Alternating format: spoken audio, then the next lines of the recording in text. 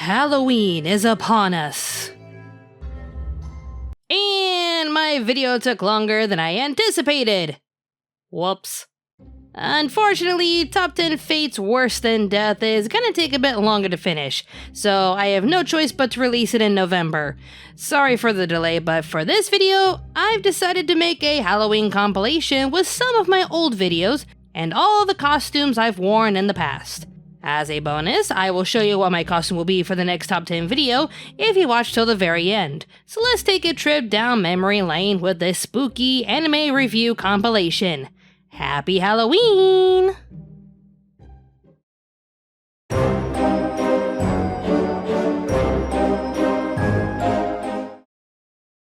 Around this time of the year, Halloween lovers will show how hardcore their love for the season is.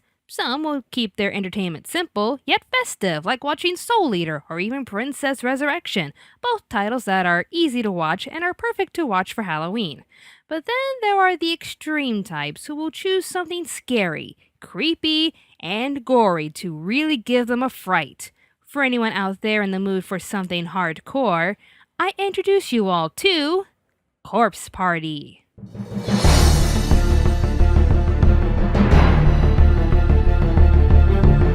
In 1996, Corpse Party first came out as a PC game and is a basic survival horror game. It may look simple and innocent at first, but trust me when I say this simple looking RPG can really give you the creeps. For those of you who can't handle playing the game, I suggest checking out some Let's Players like Markiplier if you just want to watch the game. Ah! Don't kill me! Oh, where you going? Where you going, buddy? Huh? What are you doing? You going this way? Huh? Come on, come on. Yeah, come here! The PC game was followed by two remakes. Corpse Party Blood Covered, which was released for Microsoft Windows in 2008, and Corpse Party Blood Covered Repeated Fear, which was released for the PSP in 2010 and iOS devices in 2012. The series seems to be very popular since a lot more games have been coming out lately, like Book of Shadows, Dead Patient, Blood Drive, and Sachiko's Hysteric Birthday? I don't trust this for 1 minute. Nope, don't trust it. Nope, don't trust that cute face. Following the demand, like with any popular game, Corpse Party began to expand with its own manga series, featuring such horrifying titles like Blood Covered, Musume, Another Child, Book of Shadows, Cemetery, and oh, come on! I know she looks cute and the title looks innocent enough, but I don't trust this #1 creepiest character in anime. We made a list of the top 10 creepiest characters in anime. Insert obvious plug here. Eventually, Corpse Party made its way to the anime world with two OVA specials, one of them being an 11-minute special called Corpse Party Missing Footage. In this special, you see the event that took place at the Heavenly Host Elementary, but instead of seeing the modern-day classmates go into that world, you see how innocent and happy their lives were before they met their unfortunate fate. That's pretty unsettling since all the gamers know what will happen to them, but you see them smiling, joking, and living out their lives, not knowing what will happen to them the very next day. Well, now that we've met the characters, is there an anime that shows what happens to them like in the game? Why yes, with their second OVA special, Corpse Party Tortured Souls. Similar to the game, Corpse Party Tortured Souls tells the horrible tragedy that took place at Heavenly Host Elementary. The school eventually shut down and was demolished due to all the disappearances and the murders that took place at that very school. Decades later, a new school is built over the elementary school site, Kisaragi Academy. One night, a group of students from Kisaragi are telling ghost stories when a sudden earthquake transports them to another dimension where Heavenly Host Elementary still exists and is haunted by the ghosts of the school's murdered children. The students of Kisaragi Academy must now find a way home while trying to survive all the mysterious forces that haunt the school. First of all, this anime is pretty gory. It almost matches the seriously what the hell gore levels that were animated back in the 80s and 90s, so be sure you can stomach gore before you watch this. From my personal viewing experience, however, the deaths that occurred in the show kind of made me laugh hysterically. I I know it seems messed up for me to say that, but the deaths are so over the top that I couldn't help but laugh my ass off at some of the death scenes. Still, I have to admit that this is a very intense 4 episodes to watch. The tension is real, you hope the characters can get out, and you get really scared for them when the ghosts attack. Believe me, even though I laughed from time to time, there are some scenes that can be very extreme to watch. I can't say it has to do with the animation and how the ghosts look or how the characters die. I think it has to do with the sound. I mean, try watching this without the sound.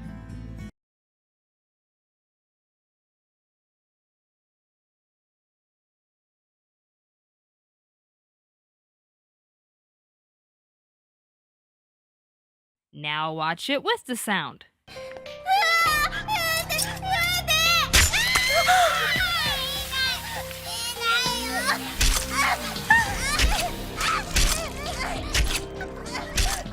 With a combination of brilliant voice acting and eerily accurate sound effects, listening to this show is just unsettling. You can truly get sucked into this world with how horrifying it sounds.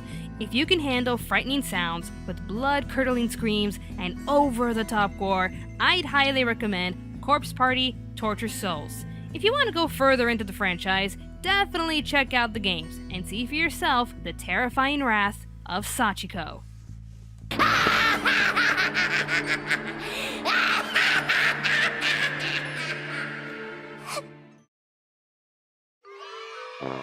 Would you like some cake? Well, that depends. Is the cake a lie? It would seem inappropriate to have a spoof time for this show, but then again, I am the one who laughs at these kids dying. So, happy Halloween, people!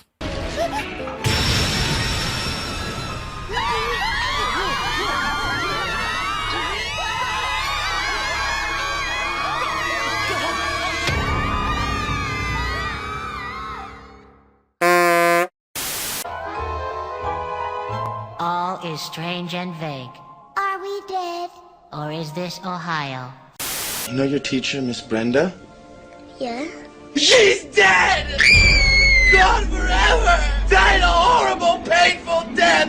Gone, gone, gone, just like your dog! My dog's dead? I just ran him over with the car when I drove in! Everyone you love around who's dying! This whole situation has just turned his whole life upside down face. Oh God, I'm never gonna make it because he's still there! Go away! He's still there! Boo, I'm a ghost. Give me some candy, you dingus. I'm very generous. What about that time I gave blood? Whose blood? Some guys.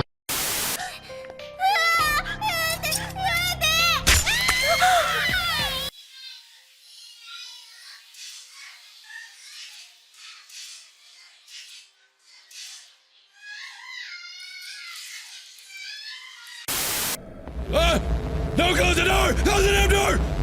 Oh God, I'm so dead! Well, I was right about one thing, I was dead. You know what that is? I don't know, isn't it that Dangaramba thing? That is a hole in the time-space continuum. Son, who was the last one to use this room? Oh, God. Dad, look, it was my first day on the job, my first time even in this room. I don't know how to rape souls. All I did was push some buttons. How is that possible? How is that possible? There are no buttons in here! Well, that sucks because I hit them. Well, great. I don't know how to fix this. I do cocaine.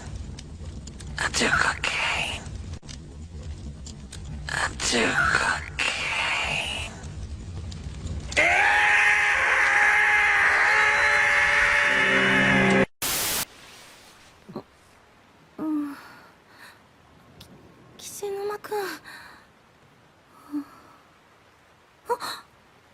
Usou! 嘘じゃねえよ。私たち、帰ってこれたのね。ああ。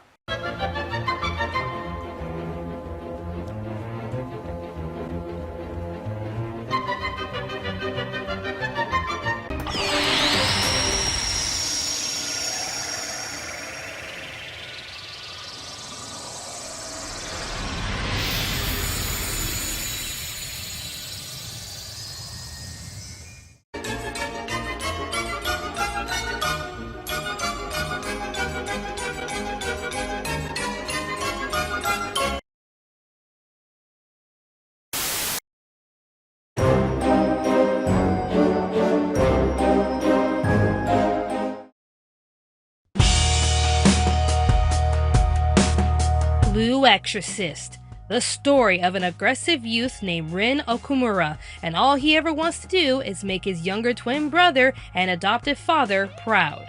One night, however, strange creatures began to appear, all having their sights on Rin. Before Father Shiro could keep him out of the danger, Satan himself appears to take Rin away. For you see, Rin and his brother Yukio are both spawns of the ultimate evil himself. Satan wants Rin in order to have a body he can possess so he too can roam the earth freely, but Rin won't succumb to his orders and decides to fight back. Now Rin vows to be an exorcist so he can avenge his father's death while doing what he can to be stronger. In order to do so, however, he must attend a sophisticated school with other students learning how to be exorcists, students like Izumo Kamiki, Konekomaru Miwa, Chiemi Moriyama, Renzo Shima, Ryuji Suguro, and Yukio? His weak little brother is training to be an exorcist too? Oh no, he's not a student. He's the teacher! After all this time playing the supportive and meek little brother, turns out to be an expert badass exorcist and is now Rin's teacher. Oh, I'm sure he took it well. We're brothers! Brotherly love. So, where to start this review? Well, I can definitely say it was one of the better titles of 2011. The story was pretty decent, the characters were all memorable by design and some by personality, and the animation was top notch. If we're going to start somewhere, I'd say let's cover some of the main characters, since there's a lot to talk about. Rin Okumura is, in my opinion, the perfect lead for this kind of story. We witness through his childhood and current teen years how emotionally vulnerable and real he is. He was the kind of kid who could barely hold his own emotions to himself, let alone snap at anyone who really got to him. This gave him a negative image he never wanted for himself, but he had little to no power to change what others thought of him. Just listen to the commentary from these ladies. Look out! How do you even raise a child like that? Look at him! He really looks like a devil! Yeah, and your words aren't helping the situation, lady. You're only going to churn out more anger and distress if all you're going to do is sit there and judge him. For God's sakes, he's just a little kid. This is supposed to make us feel sorry for Rin, but I think it was more to portray a realistic situation of what a character like Rin would face. He's not only different, but he's prone to lash out and get really angry when he fails, or if someone really gets to him. He wants to better himself and be a stronger person so that his father and brother won't have to worry about him, but his emotions always get the better of him. That's an amazing portrayal of a young, emotionally swayed boy. We get to see him test himself and watch him grow into a person he wants to be, and feel like his father would actually be proud of him. Not to say that he already wasn't, but Rin always felt like a burden to his family, no matter how hard he tried. Just look at how happy he was to get a job thanks to his family, only to lose it due to one dumb mistake. You feel his anger and relate to him on so many levels. Life is frustrating depending on your circumstances, and Blue Exorcist gave us a remarkable lead for a story about a troubled child learning he is the son of Satan. Yukio may seem too unrealistic in comparison, considering how he transformed from a weak boy to a total badass. In a sense, however, seeing the one job Rin had, which was to protect his younger brother, suddenly switch is an interesting twist. Yukio became everything Rin is aspiring to be, a stronger, more dependable adult who can control himself better, so in a sense the transformation only pushes Rin more. Analyzing more on Yukio though, we do get a sense of frustration that he mainly puts on himself. His concern for his brother's future pushes him to be a stronger person, just so he too can protect Rin. But you also see the strain it puts on himself. He admits that he was always jealous of Rin. He can be free to live his life, make mistakes, and do whatever he wanted.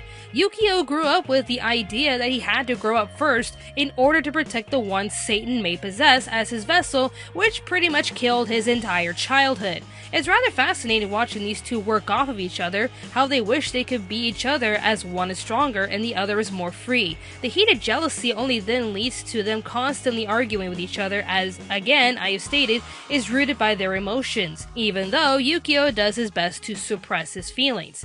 This works out well for the drama of the story as these two are emotionally fueled individuals dealing with their own problems, which is ironically sourced by the same issue.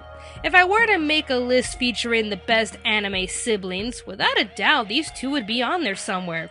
If anything, close to the top. Sure, these two will argue with each other and their inner demons will try to convince them that they outright hate each other, but there is nothing that can tear these two apart. There is a lot in this relationship that can break anybody, but these two will continue to fight for each other no matter what.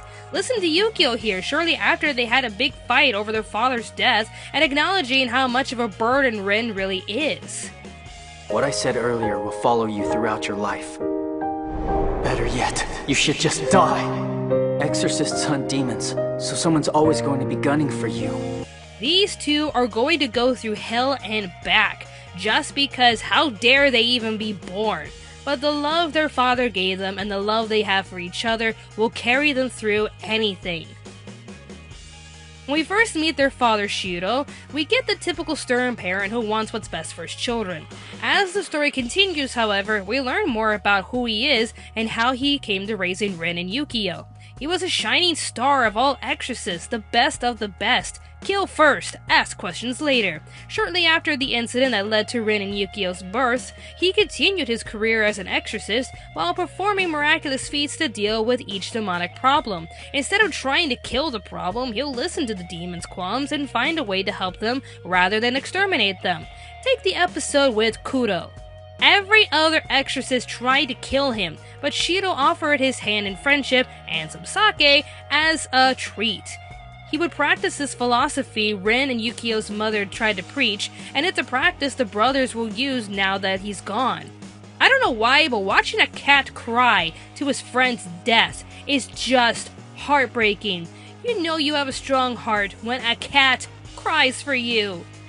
Reprise my top 10 scenes that make me cry. This scene rips me to shreds. Oh, kitty. The classmates are mostly there to help Rin grow and actually have some friends for the first time of his life outside of his home. To the show's credit, each of them are memorable in their own way. Each of them have their own reasons to be exorcists, but the one that really sprung trouble for Rin is Ryuji Suguro. He's a cold fighter who takes everything seriously due to his tragic past. Basically, Satan killed his entire family and burned down his temple, so he wants revenge. Well, that's just gonna make things awkward for these two. My dad's Satan. Another notable character is Shiemi Moriyama, who, like Rin and Yukio, wants to be stronger. This is mostly due to her weak health being cured shortly after Rin and Yukio find out that her life was being leashed by a demon, so she feels inspired to become an exorcist and see where her abilities can take her from there. She's a delightful character to watch who's there to comfort Rin when she senses his distress. The rest of the classmates are your typical carefree flirt, the tsundere shrine maiden can you be any more anime baity, the worry warts, and the weird one. It's got a puppet.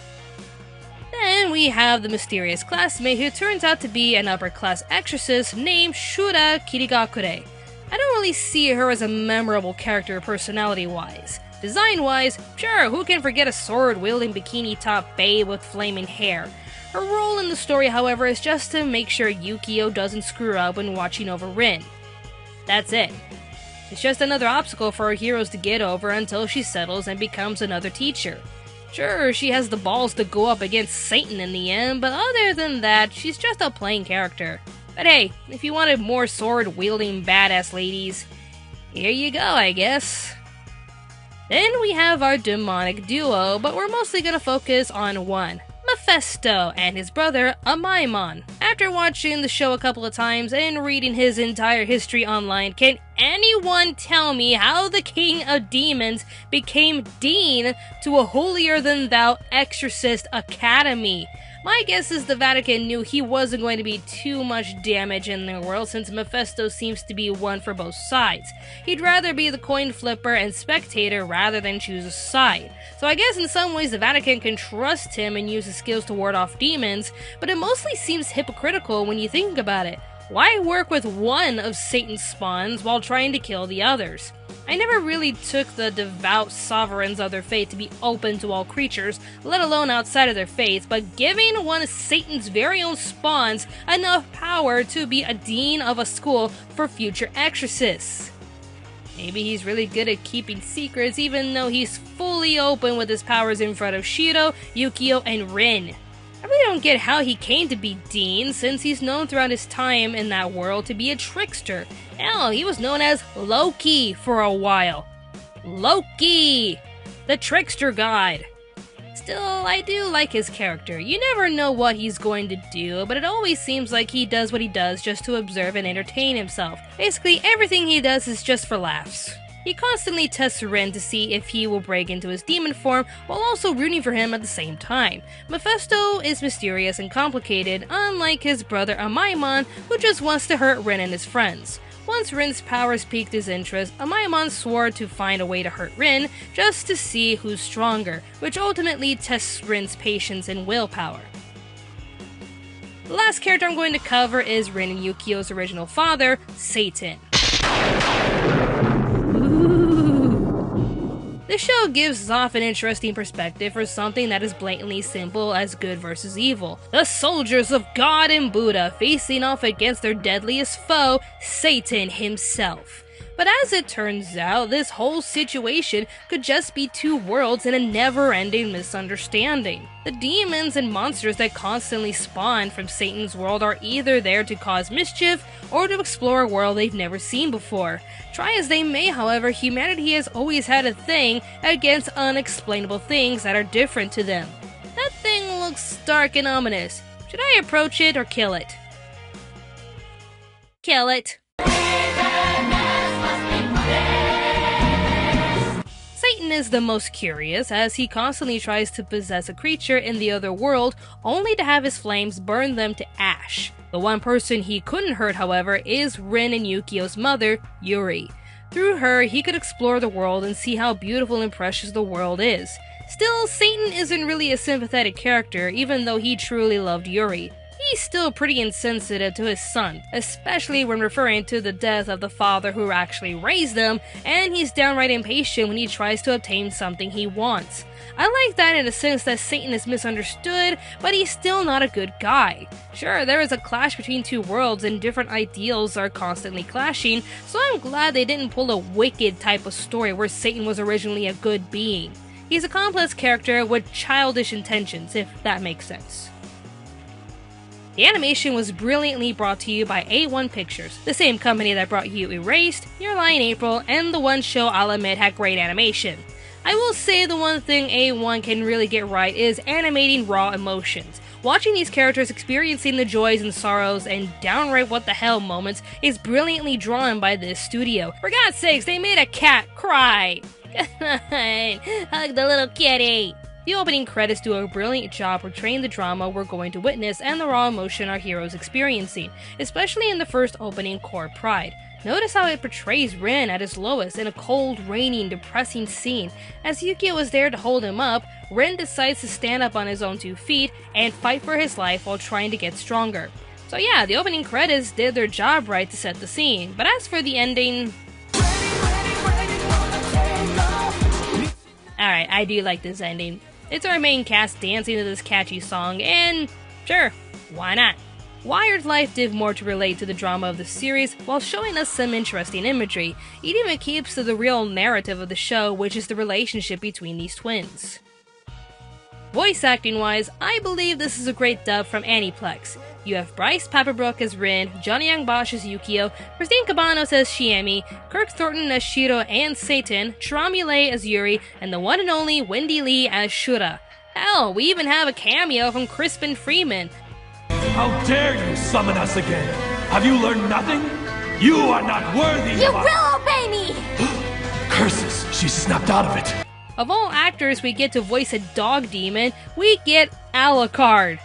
With no hint of sarcasm, that was brilliant casting if you know why. There really isn't a character that sounded out of place. Sure, it all sound terrible to all you sub-loyalists, but I can assure you, Blue Exorcist's dubbing is really done well. The overall story does a really good job portraying a unique drama. A story of Satan's lover giving birth to his children and having only one of them born with his powers fully intact. What kind of drama can you get from such a complicated story? A lot when done right, and Blue Exorcist does it right. The show starts off well-paced as we watch Ren grow and witness the tension rising the more we watch, but some would argue that the ending to the anime was a bit questionable. Blue Exorcist is another victim to an anime-only ending as the manga continues throughout production and is still being made today. But to me, out of all the anime-only endings we've gotten, this one at least tried to up the drama by introducing us to the brother's grandfather, Ernst Frederick Egan. Without giving too much away, just imagine him to be the most religious father you've ever known, and from there you can imagine his delight when he heard his precious daughter got knocked up by Satan. But the ending still focuses on the relationship between Ren and Yukio, while still giving us an open ending as far as we're concerned with Satan. It may have seemed rushed and forced in, as we were right in the middle of Ren's relationship with his classmates getting tense, but I still find the ending to the show pretty well done for an anime-only ending. We've had worse. That's all I can really say. For this spooky time of year, or hell, any time of the year, I highly recommend Blue Exorcist. It's an emotional ride done right, giving us great characters while balancing the emotions we're experiencing without resorting to tear bait. Even Kudo crying over Shiro was pretty tamed and done right compared to other scenes in anime that are mainly used to make you cry. I really can't recommend this show enough. It's a one-of-a-kind experience that I personally believe you'll enjoy. If you're in Australia, you can grab the entire series online at madman.com.au or watch the series online at animelab.com. However, in America, Aniplex once again charges immensely for any anime they get their hands on. No matter where you look, you're gonna pay a big price for this anime back in America. But fear not! You can watch the entire show in English and subbed on Hulu, and just subbed on Crunchyroll. For this Halloween, go ahead and watch the Spawn of Satan kick some ass and show us what he's really made of. If you're looking for an amazing show full of awesome characters and creepy imagery full of demons and more satanic creatures, I'd say you should definitely check out Blue Exorcist.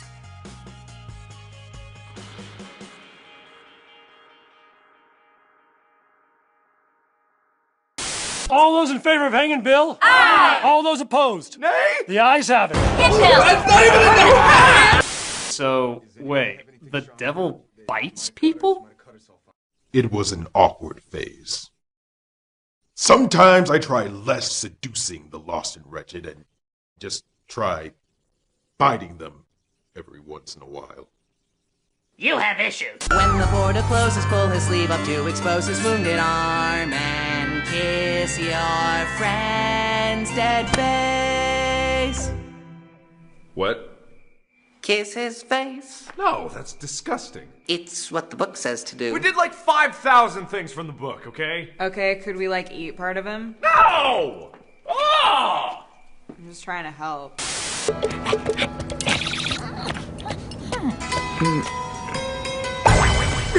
Surprise, motherfucker. Ventura! Yes, Satan? Nevertheless, Valjean does feel guilty and takes her to the hospital, where she tells him that she has a child who needs to be taken care of in case she dies. And then she dies. Boy, wasn't that good timing. If you don't show yourself, I will rip the head off this teddy bear. No! Our sewing machine keeps acting up. It's like it's possessed or something. How come every time a stupid appliance acts up, people say it's possessed? I love Satan. I love Satan. Call a priest. And then charges ferociously as he decimates everything that you meticulously stacked on these shelves because this itty-bitty little kitty is kind of a dick. Oh my god! What the hell's going on around here? Could it be Satan? I am your father.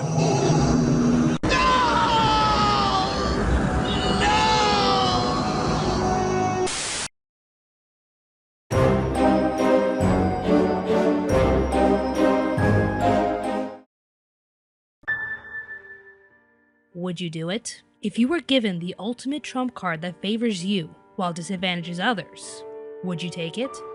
The Death Note seems to always have a clear answer, as you could instantly kill anyone without getting into trouble as long as you use it sparingly. Death Note is more of a question of one's morality and temptation.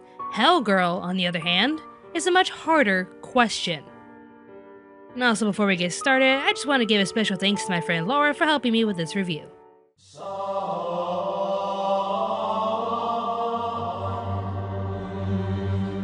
Hell Girl is a series of collected stories revolved around separate individuals in their own desperate situations. The character in dismay wants to find someone to help them, only to hear of a website that could potentially send anyone straight to hell. Once the victim visits this suspicious website at midnight, they type in their target's name, and a mysterious girl named Enma summons them to her world. She will then offer the victim a chance to seek vengeance on their grievances by sending their assaulter straight to hell. It all seems too good to be true, but it actually is. In order for the deal to go through, I will indeed send the target's soul to hell, but in exchange, the victims themselves will also be sent to hell when they eventually die. The decision still lies with the victim, so as the rest of the episode carries on, will our poor victim do it or not? Along the way, we are introduced to a journalist named Hajime and his daughter Sugumi, noticing all of the occurrences related to Hell Girl, and they try to do what they can to stop the victims from going through with it. But is it their place to intervene?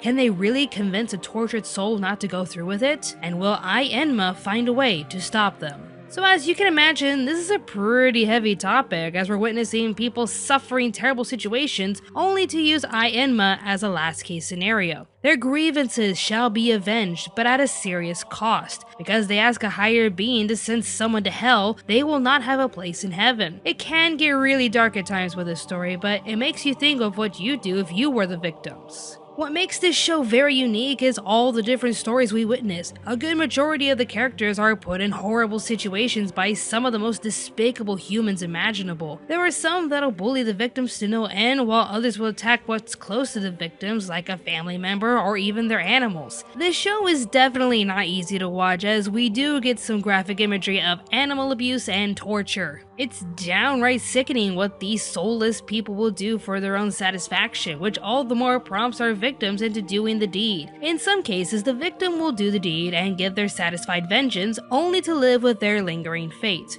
But in other cases, they don't really get any satisfaction, as their decisions were made spontaneously or that their resolutions were completely different than expected. Take for example episode 19, where our victim wants to live a happy life with her husband, but her mother-in-law wants her to behave like a perfect doll. Once she uses the doll, her mother-in-law is sent to hell, and she is left to think that she could spend the rest of her days loving her husband. But then she sadly finds out that he's just as bad as his mother.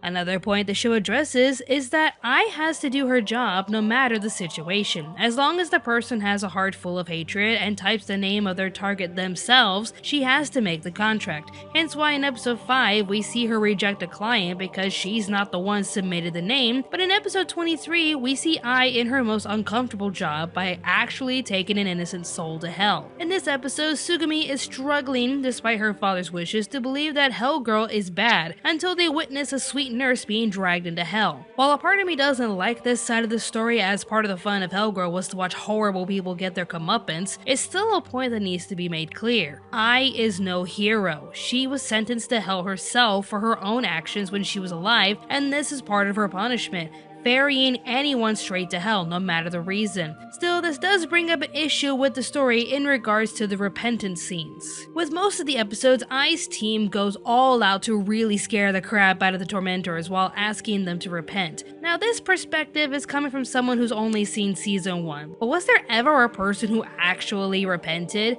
Everyone who goes through Hell Girl's vision of hell never repents in season 1, and it made me curious to think what would happen if they actually did. Would the one who pulled the string still go to hell? Even if they did apologize, would the tormentor still go to hell? Part of the contract is to take them straight to hell, but they still test out their target wondering if they'll repent after getting a small taste of hell. Well, what was the case for the nurse? She didn't do anything, and yet she still has to be sent to hell. What about the teacher in episode 12? He was sent to hell because he convinced his student to do it, mainly because they're both depressed and tired of living. This could symbolize the act of suicide, which in accordance to religious texts is considered a sin as well, but did he get a repentance act too? No. The girl pulls the string, and he's being sent to hell while regretting the fact that she will be there too. Again, this shows Hellgirl will take anyone, but I still don't know what the good of the repentance scenes do if the targets just end up in hell anyways. I mean, these scenes are a lot of fun to watch, but when you get right down to it, it's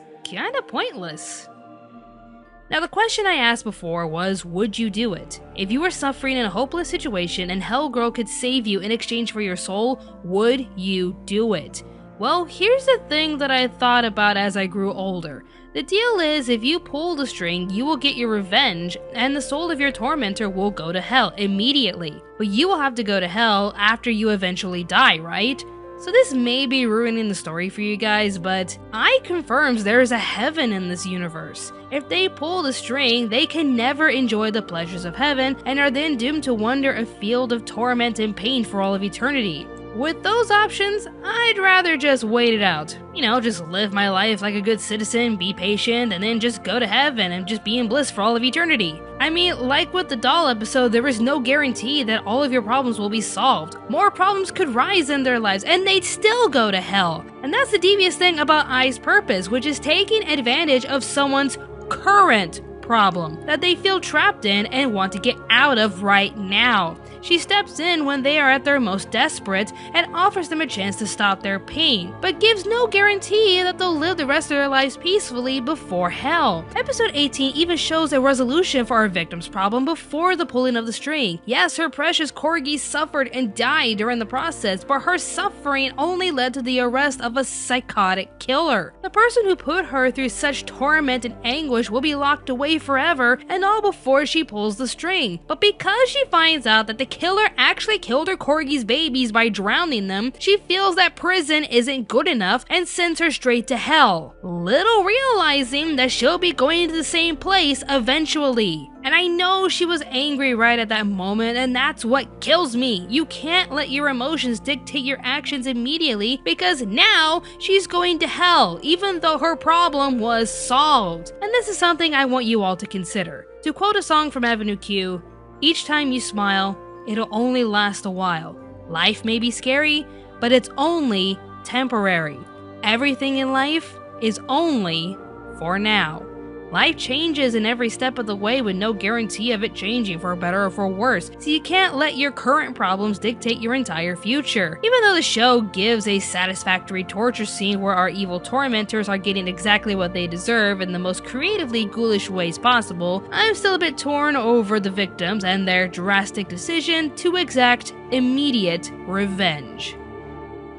I'm sorry if that perspective ruined the show for you, but I still recommend you all to watch it for Halloween. With its dark themes and scary visuals, it's a pretty cool show to watch. For the Schadenfreude enthusiasts, you will get a kick out of watching our terrible tormentors suffer, which are each packed with some of the most horrifically animated sequences I've ever witnessed. If you're wondering which studio animated this nightmarish delight, it's the one and only Studio Dean, the same studio that gave us Higurashi, Rosen Maiden, and Sankare. Watching this in English, I have to say the dubbing is excellent. Years ago, we placed this show in our top 10 best English dubs of all time, mainly because they had to cast a wide variety of actors for every new victim, tormentor, and others. Those roles, plus our main cast, were done amazingly well, so I'd say if you ever want to watch this in subbed or dubbed, both are done really well. Unfortunately, it's not that easy watching the series or buying copies from legal sources, as the series is out of print. If you look hard enough on eBay and Amazon, you can collect the DVDs, but there aren't any legal sites for you to watch the series' first season.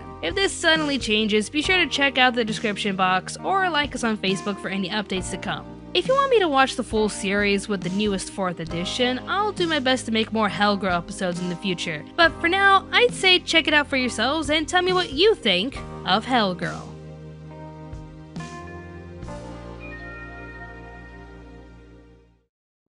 Are you about to drag our brother off to a bleak nether realm of despair, where the future is nothing but an endless sea of anguish and horrible misery? Yeah. We wanna go too! No, no. No, no, no, no, no! Come on! Go to hell! Oh, I've been there, thank you. I found it quite lovely. You plunge into the fire and it's really hot. You have to stay forever whether you like it or not, where the torment never ends. You've got fiery brimstone and demons for friends. You're in Hades now for eternity. Hope you're not too choosy about your company. Drugs can kill, and if you do drugs, you go to hell before you die. Mario, you're scarring the kids for life here. Who are you? I'm Callista Flockhart. Who the hell do you think I am? I'm deaf. And now prepare to suffer indescribable torment. Another Bob Hope special? Worse. You know what? I'm not even gonna be nice to you. Fuck you and everything you care about or loved or ever needed in your life. I hope you get nothing beneficial to you to advance your career. I hope you don't get that promotion. I hope you don't enjoy all the lovely things in life. I hope you don't see beaches and travel around the world. I hope you do nothing! Beyond these doors is an agony worse than all others. You will remain in here for eternity, listening to whiny protest songs from the 60s. Oh, I hate the government more than you and me. The government stole my goldfish and unplugged my TV. And if they proceed but don't succeed, well, the devil will take their heads.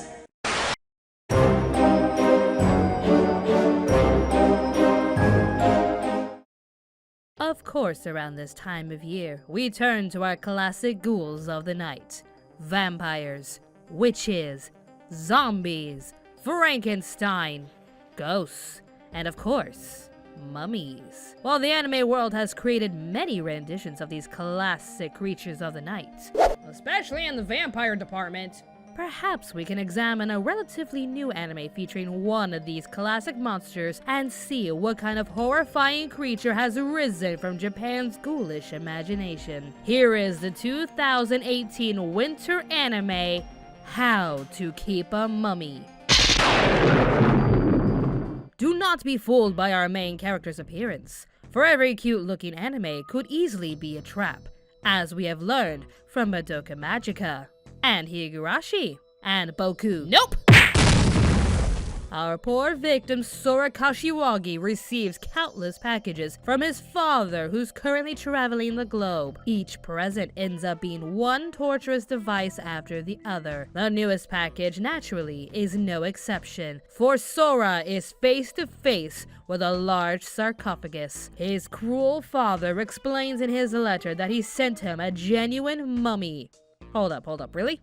Really? I can't even get Loot Anime to send me a Berserk Blade letter opener to Australia, but this kid can have a mummy sent to his house. Seriously? Yeah, rules of anime, yada yada yada. But alas, this mummy appears to be alive, so our poor hero must face this devastating terror as this horror anime can now begin.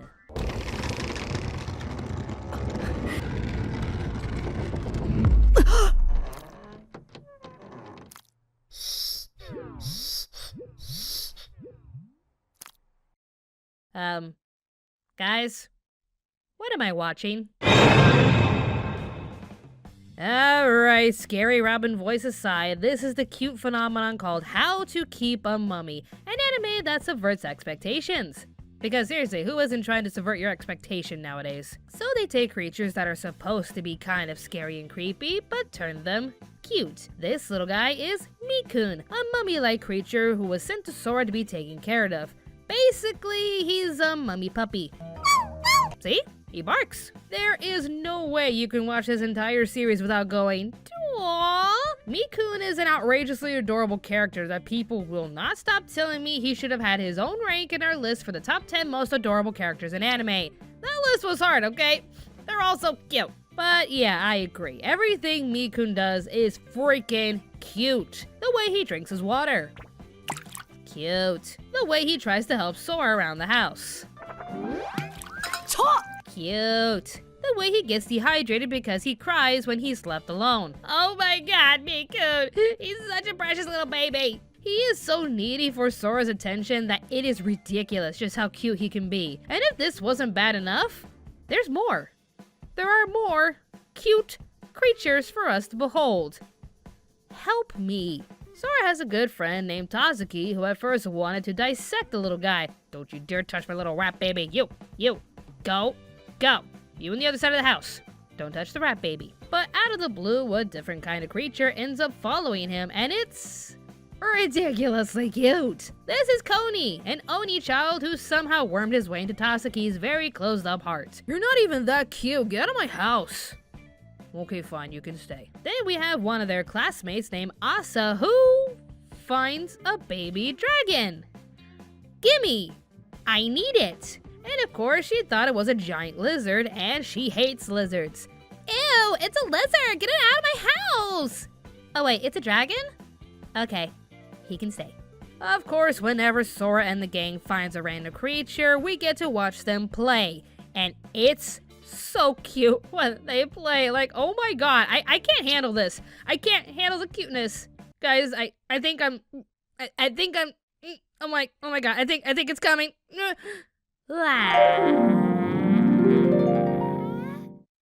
Seriously, when was the last time I did that? I found myself smiling and giggling from all the cute things in this show. It started to hurt my face. I was in pain watching this series because it is too darn cute. But at least it stops here. I mean, it can't get any cuter than this, right? Oh, what's this? There's a classmate named Daichi who's been having terrible nightmares, so Sora gives him a picture of a Baku hoping that it'll eat his nightmares. Well, I'm sure that can't be cute, right?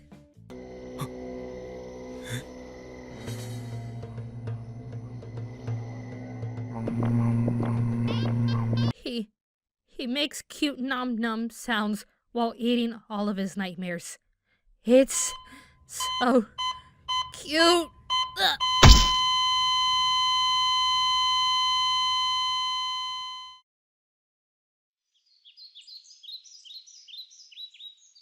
You mean to tell me that this anime killed you? Yeah, the cuteness killed me. I just couldn't take it anymore. How's that even possible? There is a pudgy fur baby that looks like a blue and white wombat making the cutest nom-nom sounds when he's eating people's nightmares. Okay, that is cute, but what about the channel? Well, I think I can muster up the strength to finish this review at least. My final review before I pass away. Death by cuteness. I didn't think it would end this way. I don't know what else there is to say. How to Keep a Mummy is so darn cute. My heart couldn't take it, as you can see right here. I'm a ghost. The premise is basic, but the delivery is a joy to watch. The main characters find random creatures that are supposed to be threatening, but end up being super cute. Watch them laugh and play with each other, and it's all just precious. Whenever the little ones react to something with their tears or their joy, it is just the cutest thing to witness. If you were to ask me which one of these little critters I would pick, it would definitely be Koni. Koni is my baby. He gets moody when you tease him, snacks on everything that he gets his hands on, #relate. And the episode where Tazuki finally accepts him made me choke up the most. Not only because Koni finally having a family is seriously heartwarming, but when Tazuki thought Koni ran away from home, the cute little baby ended up getting stuck in a wall. I'm not even mad, that is just too cute. Like seriously? Seriously, Koni? Here I am, worried my butt off, just trying to chase you around the city, wondering if you're still alive and you're stuck. Alright, come here, my little red muffin, let's take you home. Like, all of these characters are getting choked up and scared thinking Tazuki kicked him out and he's never coming back, but no! Poor baby gets stuck in a wall while he's trying to find a flower for Tazuki's sister. He is precious! Plus he gives the thumbs up whenever you say his name. Konida. It's as if the Fonts came back to this life as a cute little baby demon. By the way, this is Ayan. He's a talking statue who likes to nibble on everything. He does nothing. But I still love him. Yeah, this show will not make any groundbreaking changes and such, but I'm sure it's gonna make a killing in merchandise. I seriously want every plushie of each critter. A plushie of Mikun, Koni, Iso, and Muku Muku. Hell, I'll take a statue of Aion. Gimme, I want it all. I need them all. My P.O. box is in the description box. Oh wait, I can't have them because the show killed me and I am dead. Whoops. All I'm saying is this is a nice, cute break. A show you don't have to think too hard about because you are only here for the cuteness. Granted, I first question how just unbelievably chill these people can be when they're around these creatures. ソラくんが女の子連れてくるなんて。そっち? There is an Oni, a mummy, and a dragon on your table, and that is the first thing you ask? Like, screw the supernatural babies on the table, my nephew may have a girlfriend. They are so ridiculously chill about these creatures, but they still have to keep them under wraps.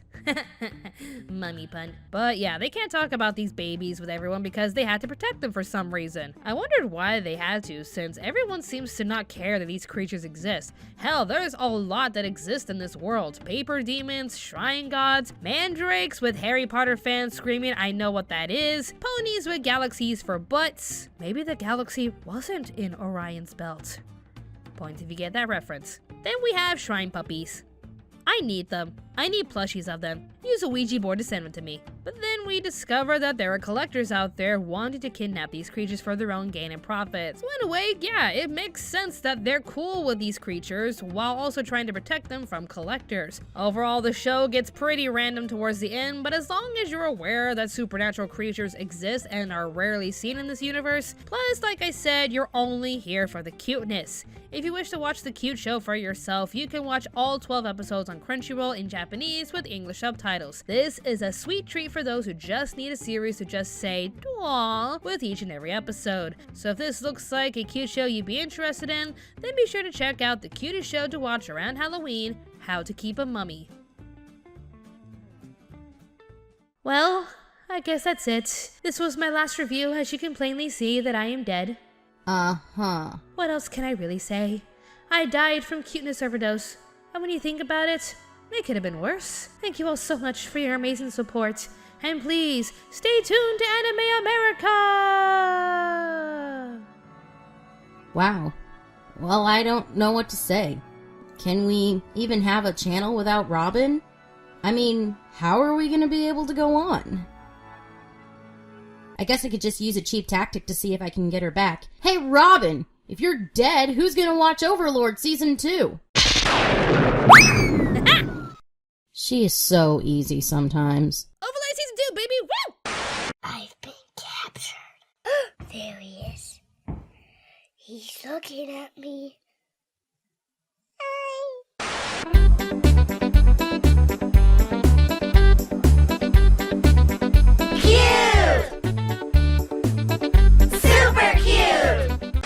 Living mummies. There's something you don't see every day, eh, Abigail?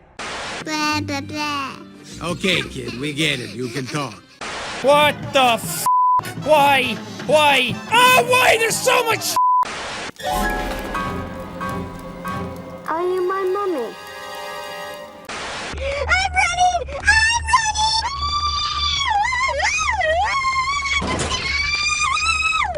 Your mom said to say I could have just one peanut butter square, but not till after they cool down.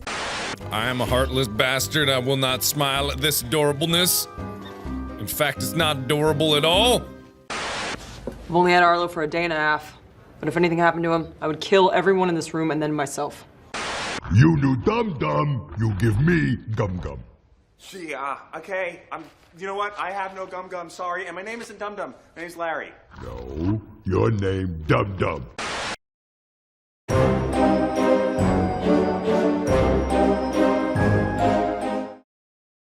As As stated in my last video, Japan's take on Western monster stories has only been a recent addition to their culture, and from this mixture, we've seen a wide variety of interesting shows with vampires, witches, werewolves, and more. The zombie genre is no exception, but like with any other monster anime, we've had our fair share of unique titles that excite us, and some stories that just make us say, oh Japan. Okay, just to put it simply, just pick a generic anime story and add in whatever monster, like zombies, to the story. Typical high school anime? Add some zombies. Typical high school anime with moe girls, add some zombies. A typical bishoujo anime with a girl in a random scenario while befriending two random hot guys, add some zombies. Why not? But before we can eventually get our hands on a zombie harem up in here, just wait for it. Why don't we add some zombies to idol anime? Cause why not? This is Zombieland Saga, a 2018 popular anime that features cute zombie girls as singing idols. Don't question any of this. In the year 2008, high school girl Sakura Minamoto heads out into the world about to submit her application into the idol industry, when she literally bumps into one of the most iconic anime characters of all time, Truck-kun!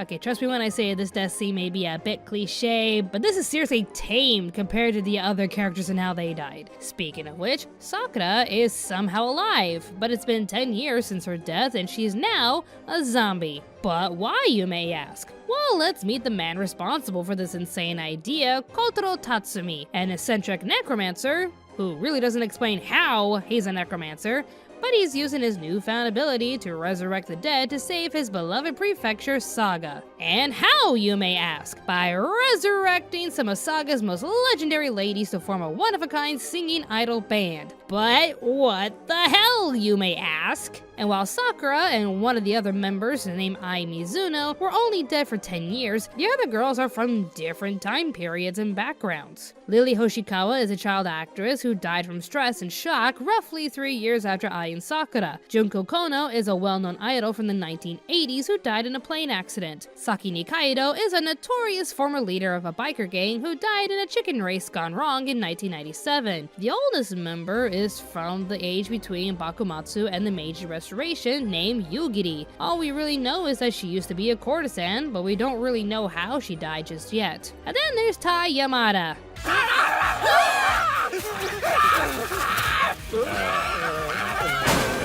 Obvious best girl. No one knows how she died, who she is, and why she can't snap out of her zombie stance like the others have, but we love her anyways. With all these girls combined, they form the idol group Fron Shushu, and they must work together to revitalize the Saga Prefecture without the people discovering that they're zombies. Oh wait, I forgot to mention, how did Ai Mizuno die again?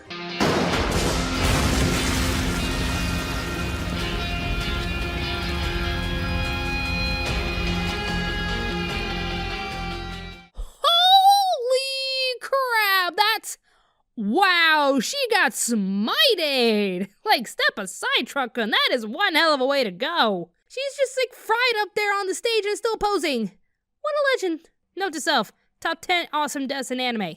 So with this basically being Love Live Zombie Edition, complete with CG dancing and everything, I went into this wondering how they were going to approach the zombie aspect of this show. I mean, they could have just been extremely lazy and just made a cutesy zombie idol show because merchandise, but do they tackle other ideas besides watching the girls practicing and using makeup to hide their secrets? Honestly, there are a few ideas that are interesting enough to watch. The main fact that they're legends of Saga gives some of the girls a bit more of a challenge. Like, not only are they recognizable performers, but they could have had family members and friends that are still alive, so it makes things harder for them to hide and not interact with the ones they love. But there was another interesting element brought on by one of the older members. Sakura, Ai, and Lily lived in the age of social media and fan interactions. Although Saki died before social media became a thing and Yugiri knows nothing about technology, they just go along with the flow and do what's best for the group. However, Junko has some modest reservations in regards to how celebrities interact with their fans. She's not used to the changing times and how much closer fans can get to their idols nowadays, so she's not comfortable taking photos and interacting with them unlike I and the others. It definitely brings in an interesting perspective that I wanted to see from a bunch of girls from different time periods. Oh, and on a side note, her decision to carry on being a zombie idol brought up this amazing scene that just made me laugh. Stop the van! I want to go!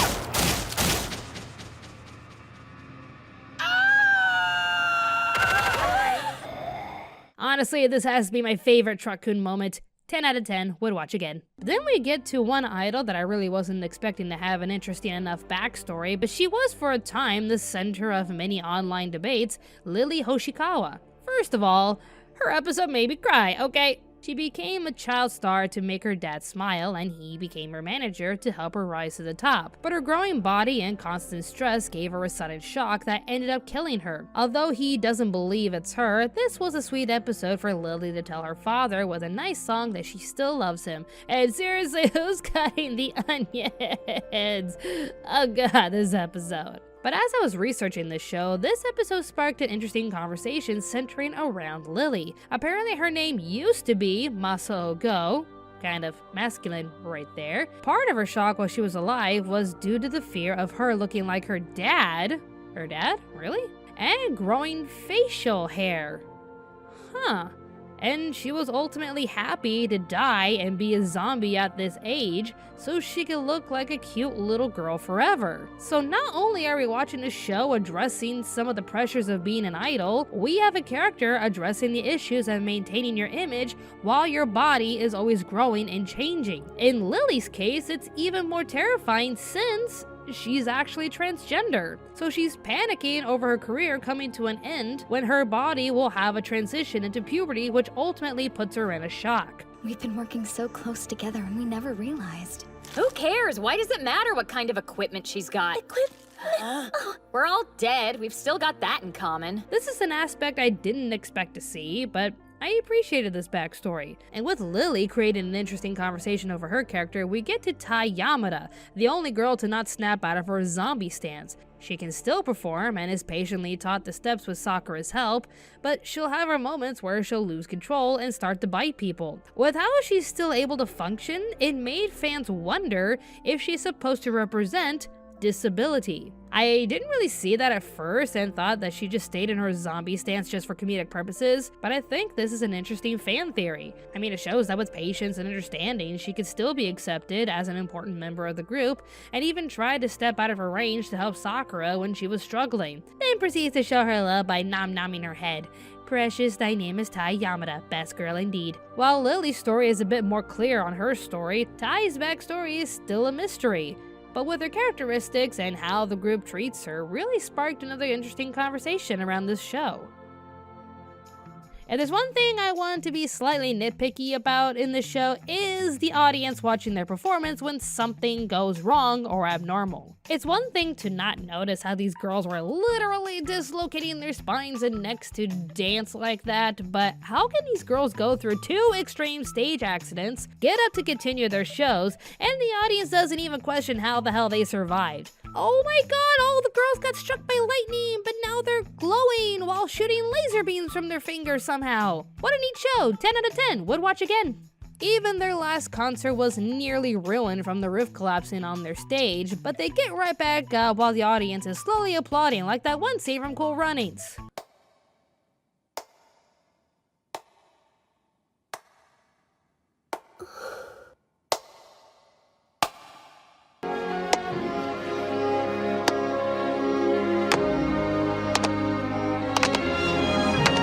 Answer their call, Sakura.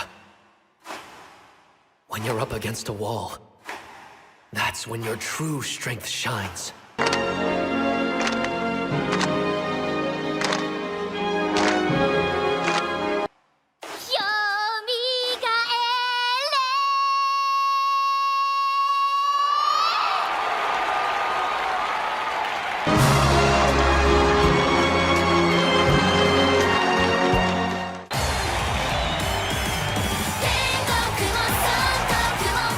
Yeah, let's just not question how these girls are still alive. On with the show!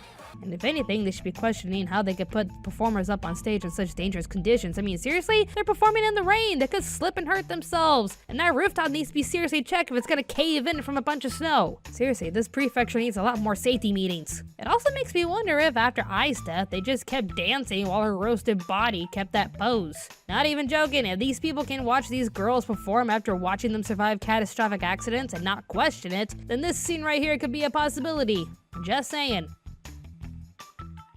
Overall, I expected Zombieland Saga to be another cheap idol show just with zombie girls, but I was honestly surprised with how they approached the idea of zombie idols. I'll admit though that I get a mixed reaction seeing their manager push these girls to their limits while reminding them that they don't need a rest because they're already dead. Okay, it's stressful enough for real idols in Japan with the constant stress they endure, but now I'm convinced idling companies would pay anything to have perfect performers who never need to rest, but maybe I'm just reading too much into this. It's supposed to be played up for laughs, so I digress. As for the music, honestly, I would have preferred the songs to be more like episode 1 and 2 rather than typical idol songs that you could hear from any other idol show. Honestly, it would have been cool to hear something related to baby metal or something like that, but maybe that's just me. Season 2 was recently announced, which made the fandom pretty happy. I mean, we don't know how Yugiri died, we don't even know anything about Tai besides the fact that she's still the only one acting like a zombie, a well-behaved one at that,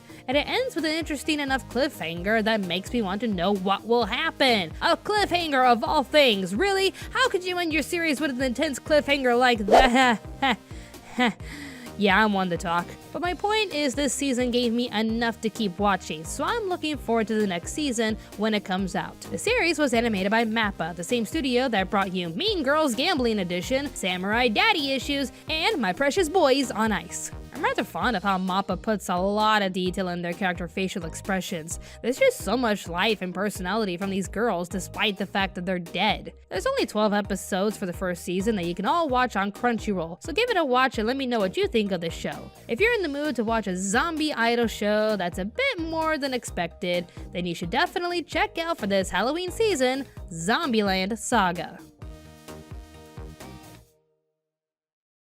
I sure hope I don't get hit by a car.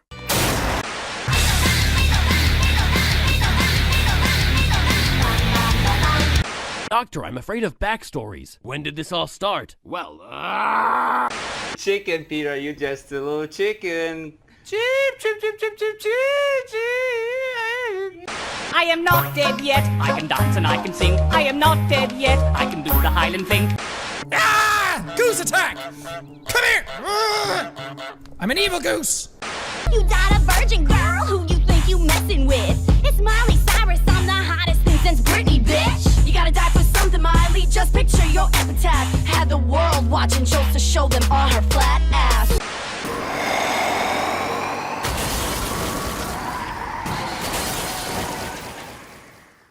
This is the story of how I died. 'Tis but a scratch. A scratch? Your arm's off. No, it isn't.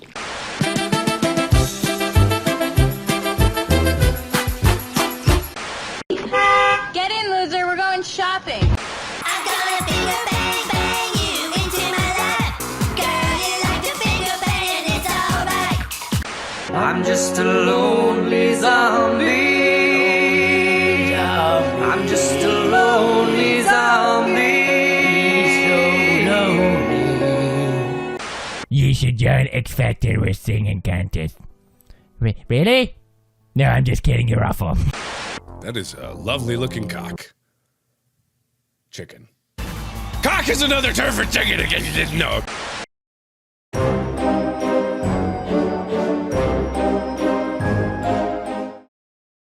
Well, if you know anything about this show, you'll know there's gonna be some edgy jokes that may come off as offensive, so viewer discretion is advised. Now sit tight while I figure out what to do about Miss YouTube.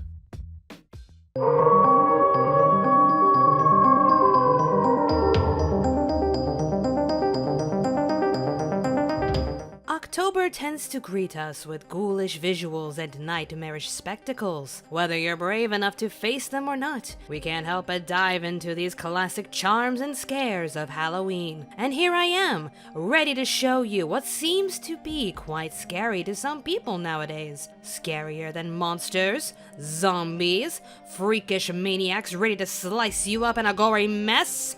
Why, yes. So brace yourself for today's topic as we summon one of the scariest subjects of our generation. Mid-2000s controversial comedy. And since we're getting into controversy, I might as well dress the part. Nice. Oh, and before we get started, there's something we need to do first. You've summoned me, Miss Robin? Hello? Is that you, Miss Robin? Coast is clear, let's do this. Let me out, please. Part of my childhood is watching children's anime on Fox Kids, Kids WB, Cartoon Network, etc., where most of the dubs were changed in order to appeal to a more family-friendly demographic. Over the years, thankfully, dubbing companies have done their part to translate new anime titles accurately, as to not take someone else's work, let alone from another culture, and changing it to suit their needs.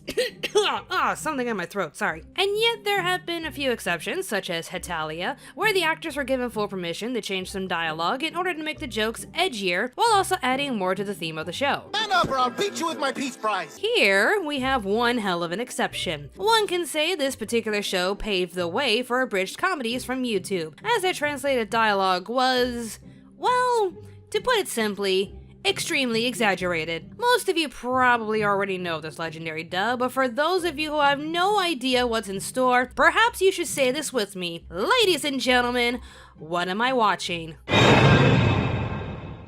Gakko no Kaiden, also known as Ghost at School, also known as Ghost Stories, is a 20-episode made series based off of the book series made by Toru Tsunemitsu in the year 2000 by Studio Pierrot, the same studio that brought you Finger Bang Boys, My Trash, and insert Boruto's dad joke here. There's actually nothing really to talk about with this plot, since the show itself is flat out basic. It's just about a bunch of kids with their demon-possessed cat using a book to put to sleep evil spirits that are being awakened for random reasons. It's pretty cute and harmless, but it was known to be a financial bomb in Japan. So Animax gave dubbing rights to ADV films, but since they felt that this wouldn't be a success in America as well, they gave 4 rules for the studio to follow. Number 1. Do not change the names of any character, including the ghosts. Number 2, do not change the way any ghost is killed, as it is based on Asian ghost legends. Number 3, do not change the meaning of the episode. And number 4, and this is the big one, do whatever else you want to make the show successful. And with that one simple rule, everything changed. You're such brave, strong, handsome men. Have you accepted Jesus as your personal savior? No, I'm Jewish. Principals always look like lesbians. What's a lesbian? I can't believe our sweet, precious cat is now possessed by Keebler Elf Reject with bad gas. You're in the same class as your next-door neighbor. That's great. God's great. Nothing great about it. It's just like living next to Charlie Sheen. I want a huge allowance and breasts when I get older. And when I get older, I want to fondle said breasts. If you want something to happen, you just need to pray and not be a Muslim or Jewish. Ketchero, what are you, retarded? Obviously. Which way did he go? Now we'll never find out who the ghost is. I hope to God you're adopted. Oh, the music teacher. What a bitch. Do you have any books written by black people? Yeah. You should go Gandhi and show kindness to your enemies, and by doing so, turn them into friends. You're a fag, and he should join the football team. Oh my God, what the hell's happening here? These are the fastest lip flaps I've ever had to sing. I mean, have you heard about the sports festival? Yes, the sports festival. That's what this whole episode's about. Baba Sari! The Baba Sari is here! Barbara Streisand? I'm married. Gotta give these things up. Let's play together. Oh, and your father always thinks it's so cute to cross his eyes in pictures. See? He, look, he did it there. Oh my god, did that spell work? You know, like the one where you write your name in an eraser? I hear the head cheerleader's having an abortion. Slut? Good, then you can do the broadcast so I can get my brains banged out by Mr. Cicada before third period. Guess this is as good a time as any. You see, kids, the boy bunny has a thing called a penis, and he puts that into the girl bunny's vagina. Let's end this episode with a happy moral. Like if you leave children behind, pay your child support on time. Deadbeat dads are not cool.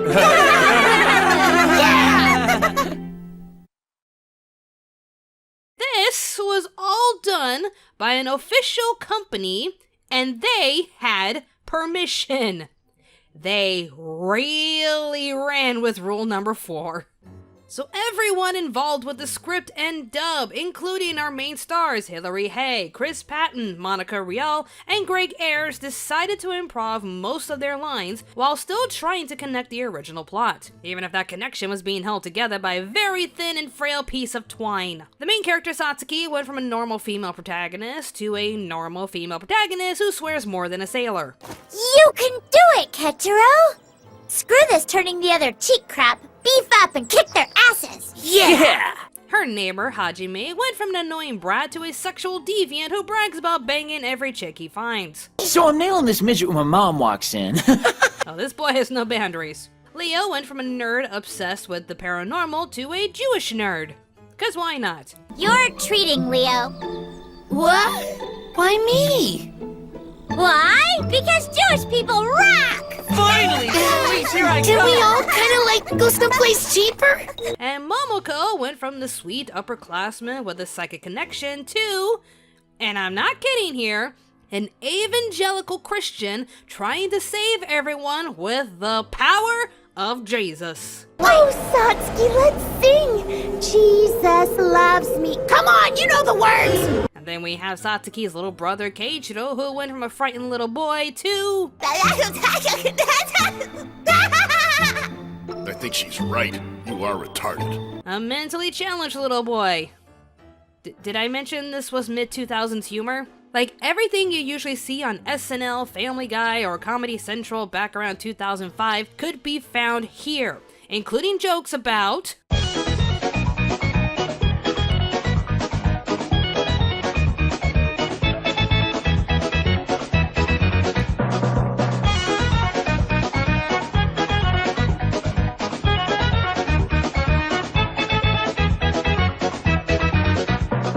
Did I mention Christian Slater? Because most of the jokes were about slamming Christian Slater's career. Oh, remember when Christian Slater had a career? So yeah, because an official dubbing company decided to do the unthinkable with their dub, Ghost Stories, the anime that was so basic even Japan didn't like it, ironically became a cult classic. Some even say it's one of the best dubs of all time since you have no idea what to expect from these characters. How many swear words will they say? How many times will these kids joke about sex? How many times can they say the word retarded? And this is by no means me judging the show for relying on edgy humor that was considered not that offensive years ago. If anything, I would find myself getting a little tired with how many times they would reuse the same jokes and terms. Younger me would probably giggle at this overly desperate teacher, but current me just started to sigh and say, I get it, you're f***ing horny. If anything, the jokes that I believe were the best for me were the really, really random ones. Hold on, give me a sec. But this hurricane! The times when Keiichiro's actress, Christine Otten, gave up trying to make sense and just had the kid ramble utter nonsense made me laugh. To see Satsuki being chased by a ghost only to hear...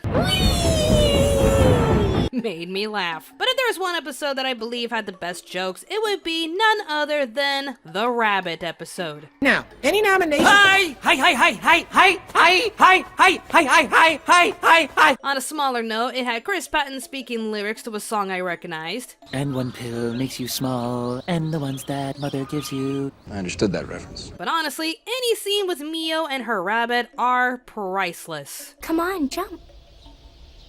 I said jump! My friends over there think you're a rabbit serial killer. And in the movies, this would be the part where I foolishly trust you not to kill me. And stick my hand in the cage. You son of a bitch! When he died, I was so sad that I would never hear that voice again. His laugh. His funny little requests. Touch me. His reprimands. Touch me harder. Shirotami, please forgive me for bringing you back to life. I know now that it could never work between us. As much as we wanted to, it could never be. Not because you're a rabbit, but because you're black. Hey, is Miss YouTube still locked up? Great. Overall, Ghost Stories in Japanese is an innocent story, but nothing special. Ghost Stories in English is gonna surprise you one way or another. There really isn't anything like this show, aside from abridging, and we're probably not going to get another one like it anytime soon. Even when given permission, productions nowadays have to be careful with what they joke about, or else face the dreaded curse of cancel culture. So Ghost Stories is probably going to be the edgiest and darkest dub we'll ever get. Granted, the jokes are a bit outdated. If the rain stops, your little brother can fulfill his Bruce Jenner dreams. Well, that didn't age well, but this is still a random phenomenon that took a boring product, turned it completely upside down, and somehow became a cult classic, despite all the spicy jokes. Not to mention it pokes fun at anime cliches and the poor animation quality, so you'll get plenty of fourth wall breaking jokes. Leave me alone, I'm doing my standard anime elbows up pose. I, for one, enjoyed this random performance and would recommend it to anyone with an open sense of humor. If you want to dive into this insanity, you can watch all the episodes with their dub on Crunchyroll for free. It's a strange Halloween series to watch, but one that can make you laugh. If you're a teenager or older and don't mind this kind of humor, definitely check it out. Well, what else could the month of October have in store for us? Stick around to find out.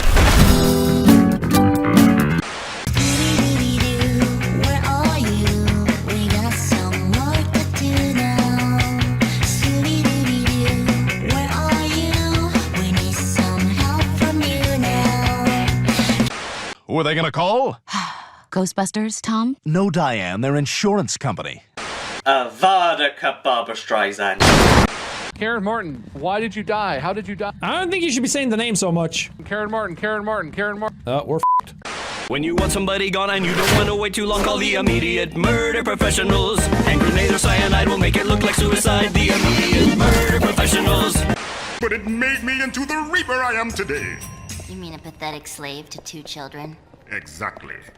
He doesn't mean it to be mean, or maybe he does because cats might be evil. It's still in question. But he does know that these are all his playthings. Can you please just try to take this seriously? Fine, I'll try. Just don't get your taco in a twist, baby. Was that you trying to be sexist or racist? Whatever pisses you off more. I'm a hex girl, and I'm gonna put a spell on you. I'm gonna put a spell on you. I'm a hex girl, and I'm gonna put a spell on you. Put a spell on you. Couldn't sleep last night. I tried reading the most boring thing I could find, but not even your diary could do the trick. How'd you read my diary? It's locked. I picked it with my dew claw. I think she's right. You are retarded. Oh boy, Rick, I don't think you're allowed to say that word, you know? I think the word has just become a symbolic issue for powerful groups that feel like they're doing the right thing. Well, that's retarded. Everyone's ghosts. I'm ghosts. You're ghosts. She's ghosts. And it's terror time again. They've got you running through the night. It's terror time again. And you just might die of fright. It's a terrifying time. Hey, the ghost is here! We got a TV ghost, guys. Over. Just shut up. And we'll be bringing our friend who is absolutely 100% not Jewish. Hey, how about that Jesus, huh? What a guy. Think of a big black man chasing you! That's racist. Hello there, children. Chef, what would a priest want to stick up my butt?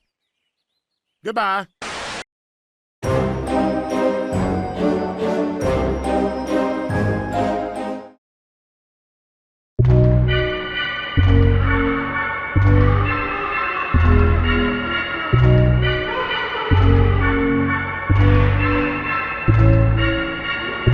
At long last, my favorite time of year has arrived. Bring out the towers and screams. Bring out the tricks and treats. Let us celebrate this ghoulish time of year with our favorite movies and even anime titles to watch for Halloween. 'Tis time! Blah. Okay, if I'm gonna wear this getup, the bamboo stick thingy is out. Got it? Can you believe Akari Key took its pay just to make muffling and growling sounds? I want her job. Here we are again in the month of October, and wouldn't you know it, I have a Patreon request that fits in perfectly with the month of terror. Kind of. Okay, I mean, it's more of an action shonen series, but it's got spoopy monsters, exorcism, supernatural stuff, horrible ways to die, the list goes on, so it counts. This is an overdue Patreon request from Philly Cheesesteak Gaming, and yeah, I'm really sorry this took a while. But it's here. Ta-da! I was asked to review the 2016 anime series Twin Star Exorcist at his request, but I found myself in a complicated path when looking into the fan reception of the series compared to the manga. Well, I didn't think I'd be bringing this whole thing back, but here we are. Ladies and gentlemen, this is manga versus anime.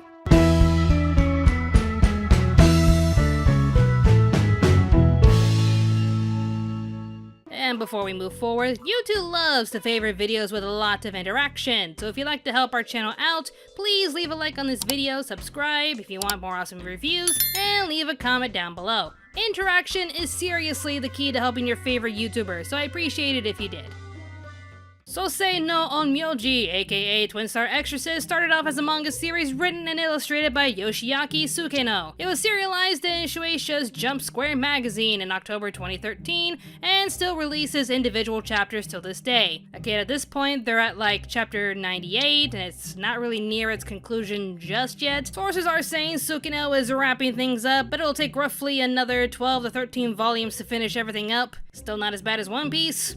Most other shonens. Anyways, an anime adaptation was announced on the cover of Jump Square's January 2016 issue for an April 2016 release. All 50 episodes were produced by Studio Pierrot, the same studio that brought you Anime Suicide Squad, Nothing But Screams, and Christian Slater jokes. The basic plot between the manga and anime are relatively the same, but let's just say this is the only real comparison they'll ever share. Basically, there's an alternative dimension housing the negative thoughts of mankind, and this negative energy creates grotesque monsters known as Kegare. Whenever they reach out and lure humans to their world, exorcists head over to destroy the Kegares and save the humans. The story focuses on our two lead characters, Rokuro Enmado and Benio Adashino. Rokuro was turning into a very prominent exorcist with a lot of potential until he suffered a major tragedy that led to the deaths of most of his classmates, so he vows to never become an exorcist ever again. That is until he finds a young girl named Benio fall from the sky shortly after she passes out from a fight against a strong Kegare. Shortly after their first fight together against a very dangerous Kegare, the two of them are summoned to meet with the head of all exorcists, where it's discovered that Benio and Rokuro are the long-awaited Twin Star Exorcists. What does this title mean though? Well, with their powers combined, they can create a path that'll lead to the creation of the Miko, as foretold by the prophecy, and the Miko will be the one that'll be born with an incredible ability to purify all impurities instantly. And yes, this is a very elaborate way of saying they had to make a baby together. Okay, I honestly didn't see that coming. While the two of them are pressured to produce this child as soon as possible, they can't bring themselves to do it, as they have their own personal reasons as to why they wish to keep training to become stronger exorcists, and they also hate each other's guts. This to me looks like the beginning of a beautiful yet tropey relationship. Before I go any further, let me just say this. I'm really not the best person to be reviewing shows like this. A lot of shonens basically share the same story, but are just presented differently. These kinds of shows will star a young male lead getting thrown into a dangerous world or choosing a course that'll only lead to more danger. But we watch them train, grow, and fight their way through many different obstacles in order to get what they want. Unless something different and or interesting is thrown into the mix, you are really not gonna get my attention, since I get the unnerving feeling like I've seen this stuff before. You can tell with my tweets that I was really struggling to get through this show, but was there anything in Twin Star Exorcist that made my efforts worthwhile? I mean, there are a few things in the show that stood out to me, but I feel these ideas were underutilized once we get to episode 21 and beyond. As a whole, Twin Star Exorcist the anime is trying its best to be a good shonen, but also clashing with its seinen elements. It makes sense when you have the same studio behind Bleach, Naruto, and Black Clover produce this one, so I can only assume they told their producers to copy the elements of the manga until the 2-year leap happens, and then they can put whatever the hell they want for the remaining episodes. And since they have a history of adding fillers to their shows with very little complaints, somehow, it actually makes sense to see this series get 50 episodes rather than the typical 13 to 24 episodes that most other shows are granted nowadays. Still, the overall structure to the show feels off-putting since it features a lot of shonen tropes and cliche characters while also tackling dark elements that lead to grotesque deaths and trauma. Take episode 1 for example. We see Rokuro proclaiming his dreams of having a successful future while his housemates remind him of how he fails at everything he does except exorcism. This then leads to them pressuring him to return to the world of exorcism, with him downright refusing. But then we learn a little bit about his past, which involved him being the only survivor of a horrific Kagari massacre that killed off all of his former classmates. And while I would slip in a joke like, well, don't you feel bad now? The one that was pressuring him to return knew of his past already. So it's almost like he's saying, yeah, you have no memory of your parents and suffered a horrific tragedy at the age of 12. But suck it up, you gotta help us. Get over it already. What?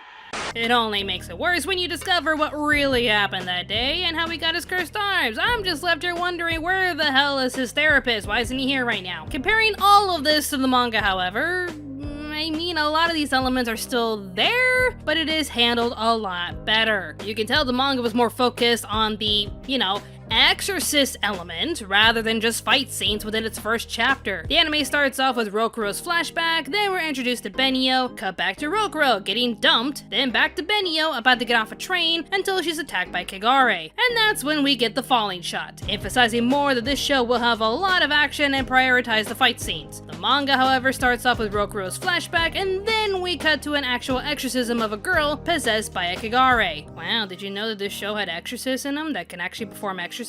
Like regular ones, instead of using them as like weapons of fighting because anime action scenes are cool? Okay, let's put it like this. The manga presents the elements of Twin Star Exorcist almost at the same level as The Gray Man, where it can have some lighthearted moments but focuses more on their mission and how serious the situations can be. The anime, however, is more like Attack on Titan, but it's on a budget and led by characters from Attack on Titan Junior High. Say goodbye! Uh-oh. Oh, this is fun. If anything, I kept comparing this anime to another exorcism action series, Kekkaishi. And y'all already know how I feel about Kekkaishi. Thanks, I hate it. As for the tonal issues, here's the thing. Just you wait, guys! I'm gonna become stronger and purify all the Kagaris from existence! All of my classmates died in a horrific Kagari massacre and I can still hear their screams at night. Well, I'm gonna purify the Kagaris from existence so that I can fulfill my duties and eat all the ohagi I want. I watched my parents get crushed to death when I was 8. You guys like boobies? Not to mention, once we learn more about Rokuro's past, what really happened, and how he got his cursed arm, the manga adds in a nice scene between him and his older brother figure, Ryugo. Since he was the one giving Rokuro more pressure to join the Exorcist again, he wholeheartedly apologized for pushing him because he genuinely didn't know what really happened and why it affected Rokuro severely. The anime, however, doesn't have that scene at all. I'm sorry, but why? That was a really wholesome scene that covers my mixed feelings over Ryugo's poor expectations of Rokuro, but the anime felt that wasn't necessary. Instead, we get a shocked Rokuro looking at Benio and her injuries, but that was already covered in the manga when they meet up at the Exorcist meeting. Just forget about growth, trauma, recovery, and depth. This show will put our characters through hell and back, and it looks really cool, right guys? Right? Oh, well, we're still riding on Naruto money, so who cares? Woohoo! Boruto! I could go on and on over the tonal issues and such, but there really is no need to compare the anime and manga anymore. If you like the idea of an exorcist-themed action seinen, then you're better off reading the manga. The characters are more focused, the tone is a lot more serious, while still giving you a few charming moments to get you interested in these characters. And the art style is impeccable. Like, it's even more impressive to look at this artwork rather than what they actually give you in the anime. anime. Not to mention the anime's last 30 episodes feel like a stretched out waste of time with boring villains and new characters that don't really add anything special to this alternative timeline. The manga at this point leaves enough intrigue with our main characters alone to get you reading more. Even still, I couldn't shake the feeling like this story is full of cliches and tropes that I've seen already in a whole bunch of other shows. But is there anything that grabbed my attention at all? Honestly, the Miko prophecy is an original twist that made me want to keep reading, so I'll give points for that. I mean, how would you feel if you have goals for yourself to be as strong as possible and dream of purifying the world of its impurities, but then get told that you need to put all of that aside in order to make a baby that'll be the true savior of the world? I mean, honestly, that can't be easy to hear. Some would argue that Arima's action to not act on the increase of Kigari was foolish, and yeah, he did get chewed out for that, but I think he did it just to make his point loud and clear. You two couldn't win even when you were at your strongest. Just do as you're told, relocate to a safe area under our protection, and give birth to the Miko. The Miko can easily save all of us, but it won't happen if one or both of you die. I also like how there's no real answer to the situation. So the prophecy says this baby will solve all of our problems. But why should we burden this kid with the sole purpose in life to just purifying Kigares? Once the Miko is born, the Twin Stars will have fulfilled their destiny. So then I'd be free to fight Yuto, right?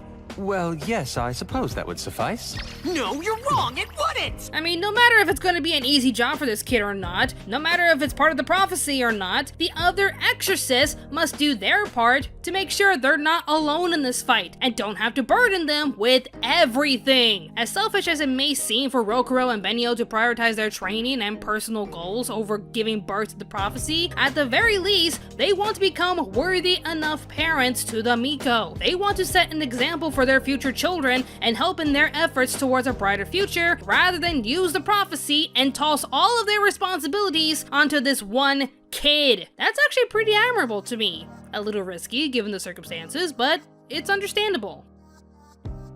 Overall, while I don't usually like shows like this, I can see the appeal with Twin Star Exorcist. It's got interesting characters with few elements you don't usually think about. It's still a bit tropey with a lot of reused cliches, but it has enough to be its own thing, especially with the Miko storyline. I'd say if you really want to check this out, read the manga. This is actually a first for me, as I'll find any reason to prefer the anime, but there is a serious reason why fans are demanding for a reboot. I'd recommend picking up the first volume to see if you like it, or just sign up for the Shonen Jump subscription on Viz Media's website to read each chapter online. Their membership only costs $2 per month, so you can't really go wrong with that price. If you really want to watch the anime, it was licensed by Crunchyroll, so you can watch the series both subbed and dubbed on their website. The dub itself it's alright. You got Bryce Papenbrook as Rokuro, Cassandra Lee Morris as Benio, Johnny Young Bosch as Shimon, Vic Mignogna as Spoilers, and Matthew Mercer as Arima. It's actually not that bad, but the one character that really stood out to me was Kate Higgins as Subaru. One would say she's more of a Princess Ojo-sama type, but as my pupil, it's imperative that you be able to anticipate my wants and needs. If you two can work together and find me before the sun sets, then you win. Do that, and I'll put you on a training regimen so intense you'll regret asking. Well, aren't you just a sweet little old angel there, aren't you, darling? Bless your little heart there. Okay, anyone who grew up in the South knows that last sentence I just said could easily translate to, what the fuck is this shit? Go fuck yourself. But in all honesty, I can't say the Southern Belle approach wasn't adorable or anything. In the end, I'm glad the series has a strong enough fan base that makes them want to protect the manga, since I wouldn't have given this series a chance otherwise. The anime is pretty generic and boring, but the interesting elements that are there in the anime are given more attention in the manga, which tells the story a lot better and with incredible presentation. If you're in the mood for an interesting seinen anime full of exorcism, dark antagonists, and throws in a few twists here and there, you should definitely read Twin Star Exorcist.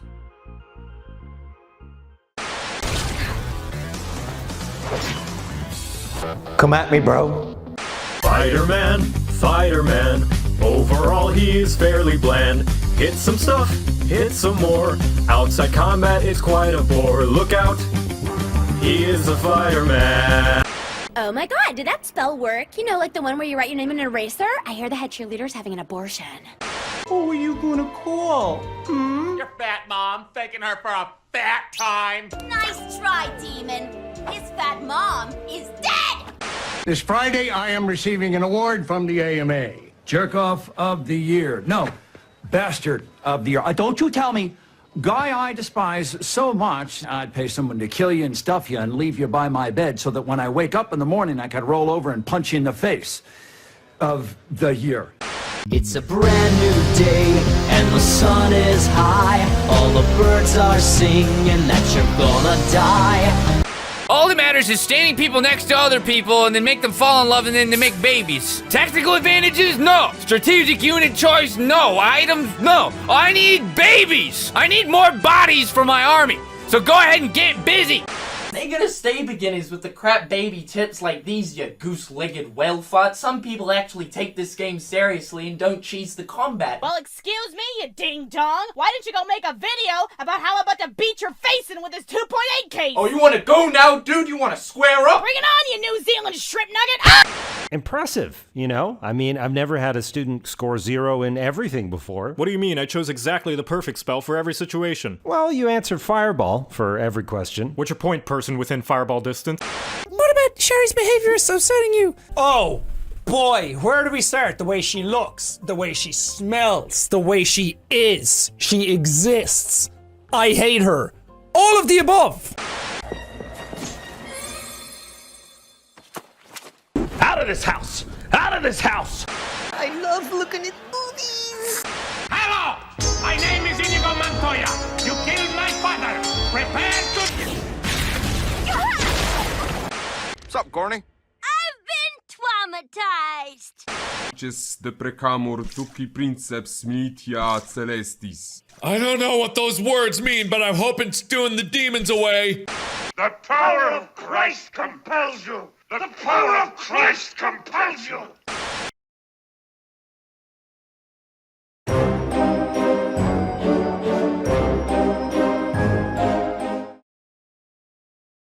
All right, everyone. It's the moment you've all been waiting for. That's right. My Halloween costume this year is...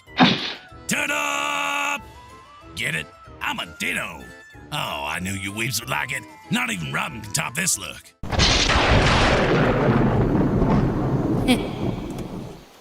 Ew, no! Do me and the world a favor. Find a long bridge and walk off it. Get out of my face. So, what a time for me to go on vacation, huh? Okay, seriously, it's been years since I've seen my family, and they actually scheduled everything they wanted to do with me and my husband around this time of the year, wouldn't you know it? I thought to myself, well, I can still try to edit a Halloween review while I'm out here, right? Well, there's two factors that got in the way. I'm sure you can guess one of them! And secondly, yeah, my parents don't really have, good internet speed, so, here we are. Basically, I had to rely on my hard drives to choose my next anime to review for the Halloween season, and allow my awesome Patreon supporters to vote for one of them. Their choices were Visual Prison, starring singing vampires in an overly dramatic yet fabulous battle of the bands. The Laughing Salesman, a spooky cautionary anthology series featuring a humanoid version of Apple's Terms and Conditions. Angel of Death, an amnesiac girl finds herself in a deadly maze for her life, along with the deadliest husbando in anime. And finally, we have Soul Eater Not, aka Soul Eater Moe. Well, at least most of these titles are very interesting to review, so let's see what the Patreon supporters voted for. Huh. Well then, you sure about this? Soul Eater Not? Okay then. Here we go.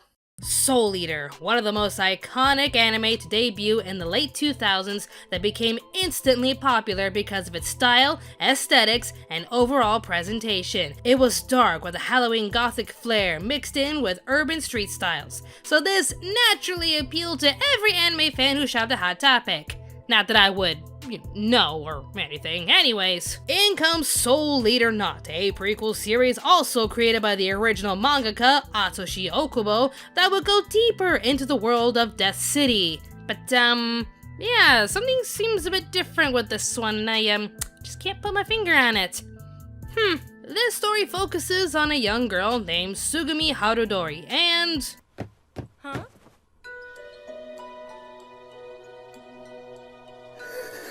What is this? Oh dear. Aw, she just hit weapon puberty! Since Sugumi discovered that she is indeed a weapon, she is sent to attend the DWMA, which stands for Death Weapon Meister's Academy, in order to control her powers and figure out what she wants to do in life. While attending her first class, she meets two Meisters named Anya Hepburn, who totally isn't a tsundere princess or anything, Boko, and Meme Tanane, who... I'm convinced her middle name is Dory, if you know what I mean. Could you please tell me where I came from and where I'm going? I don't quite remember. What? Both of them seem to like Sugumi and want to partner with her as their weapon, so Sugumi has to try and master her abilities while also figuring out who will be her partner, Meme or Anya. So as you can tell with the overall reception and reviews, Soul Eater Not got mixed reactions. As a whole, this series adds a bit more world building within Dust City in regards to academic ranks within the DWMA, holidays celebrated, politics and royalty, protection agencies, and more. They even added a few answers to questions we never really asked to begin with the first series, like, what if a weapon didn't want to take on a professional career as a demon weapon rank? Or, are all witches in this world evil and vindictive? Soul Eater Not provides more development than expected, and I appreciated all the extra insights this show was able to provide. But as you can tell with the overall presentation... I'm a teenage girl who's in love with love. Ooh, squishy. So comfortable. Kansas! You have such lovely slender legs. Why not show them off a little? I'm a lady. How precious. No! Stop it, May-May! Tickle, tickle, tickle, tickle. Yeah, you can see why everyone's mixed on this. As I pointed out earlier, Soul Eater had a style that defined the original show. The hip gothic aesthetics with creative backgrounds and character designs made the show stand out in the best ways possible. So why would Atsushi Okubo take this amazing style and say to himself, you know what this show needed? Cutesy moe waifus. Even the logo went from a soul looking grimacing and mischievous to, This is Soul Eater! okay, never doing that again. I hate you and that voice. Thanks. I'll admit, after watching this series again, I got a lot more than I remember. Mostly because all I could remember was not really liking the show for being a moe version of the original show. Soul Eater was cool, stylish, and fun. Soul Eater Not is cute, moe, and close enough. At least this was how the audience reacted to the overall presentation of Soul Eater Not. But was it warranted? I mean, I'd say yes and no. When you break Soul Eater Not's plot down to its basics, it's a simple show about a young girl discovering that she's a weapon, and what she needs to do from there. This is a really basic but great idea for a prequel to Soul Eater considering where the original show started us. We see Maka chasing after a witch's soul in order to turn her partner's soul into a death scythe. We learn what it takes to become a real death scythe, and what happens when you mess up, which is where the story takes place from. So we know what it takes to become a death scythe, but not what a character goes through when they find out that they are a weapon. So Sugumi's story isn't unwarranted. It's welcomed, actually. We also learn that there are two different ranks in the DWMA. The EAT rank, which stands for Especially Advantaged Talent rank, who have students like Soul and Maka, and the NOT rank, which stands for Normally Overcome Target, which features first-year students like Sugumi, Anya, and Meme.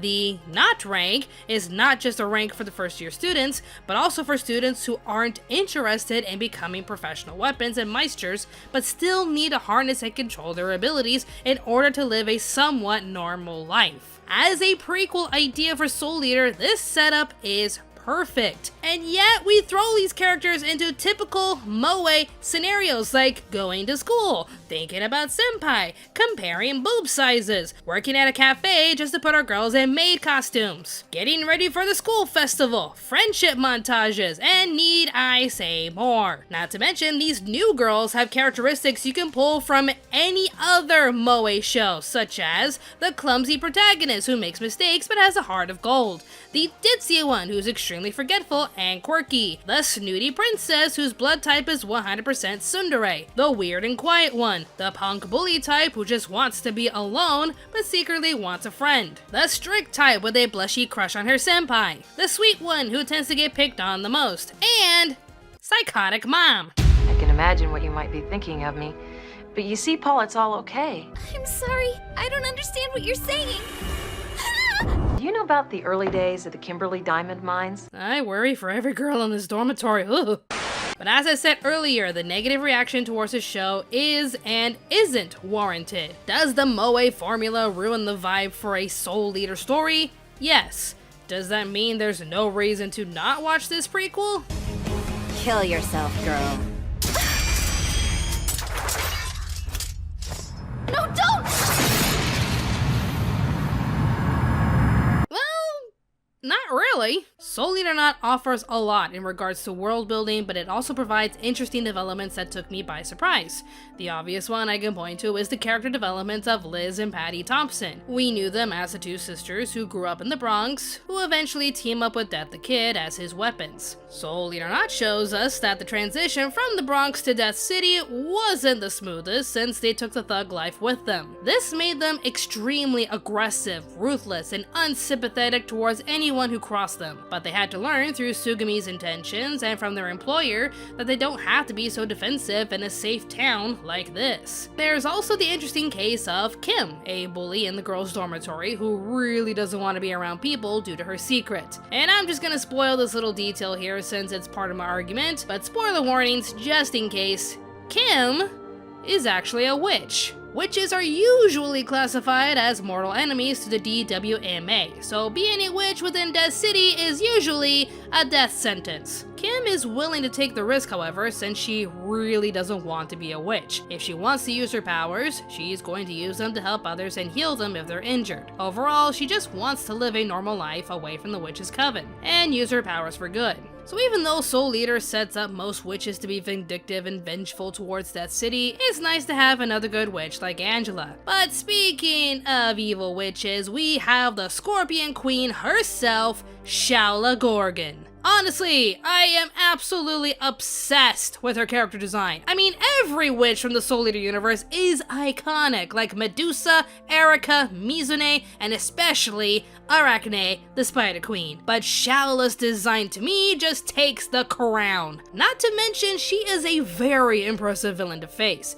If she stings you with her venom, she can instantly control you and turn you into the most obedient soldier that doesn't even require sleep. Her tactics towards infiltrating the DWMA and taking over Death City was nearly foolproof. Like, she could have easily taken over the city with her powers alone. And she would have gotten away with it too if it weren't for these meddling kids and the power of friendship. Honestly, it was Shaula's nearly perfect scheme to take over Death City that took this prequel back to its roots. It honestly felt like the only element that connects the prequel to the original story. I mean, sure, we have Death City, cameos from our favorite characters, and some more world building related to Soul Eater as a whole, but a simple story about a girl going to school to learn about being a weapon and throwing in all of these moe elements that I mentioned before didn't make me feel like I was watching a Soul Eater story. That is until Shaula Gorgon came into the story. So yeah, I can understand why Soul Eater Not has mixed reactions, but I can honestly say it's not a waste of time or effort. Yeah, the moe elements seem more like pointless fluff than actual story elements, but this prequel still has a lot to give to the world of Soul Eater. We got ourselves another wickedly evil witch, and another good witch just wanting to live her own life. We know more about the DWMA and where Weapon and Meister start off before getting to Maka and Soul's level, but also learning that they they don't have to be at their level and need the academy to learn how to live their lives with their new abilities. I honestly didn't look forward to reviewing this prequel since I barely remembered liking the show and only remembered the cutesy moe stuff that everyone else didn't really like. But rewatching the series made me appreciate what it honestly had to offer the world of Soul Eater, and I can appreciate it for that. If you want to watch some anime for Halloween that isn't too scary, Soul Eater is still the better choice.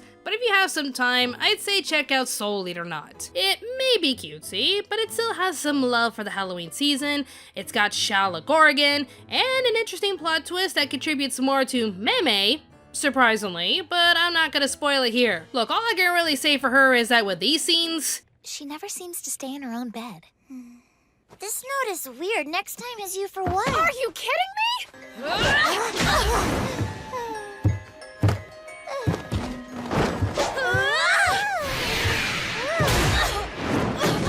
they actually add more to the plot than I expected, and I can't say I wasn't surprised. If you'd like to check out this strange prequel, you can try to watch it on Funimation's streaming site, for now, or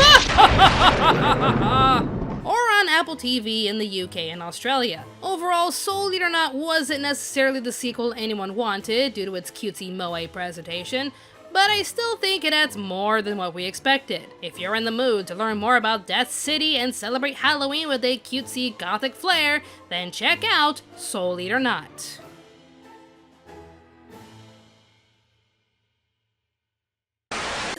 Commoners are interesting to observe, but that certainly doesn't mean I want to partner with one. Quite the opposite, in fact. Well, excuse me, princess. I put a spell on you, and now you're gone so long. You fight me, you face the consequences of death. Bitch. That is when you'll choose. It's either Mei or it's me. ¿Por qué no los dos? Oh, look.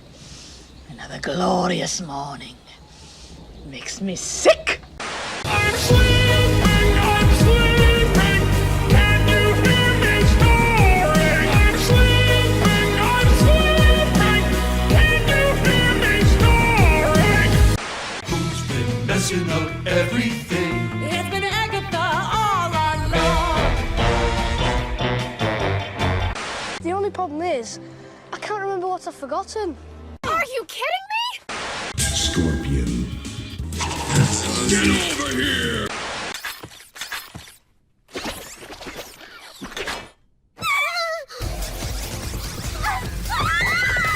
We all go a little mad sometimes. I'm a hex girl, and I'm gonna put a spell on you. I'm gonna put a spell on you. I'm a hex girl, and I'm gonna put a spell on you. Put a spell on you. I don't need to go home. I'm already there. I already won. This world is mine. These people are mine.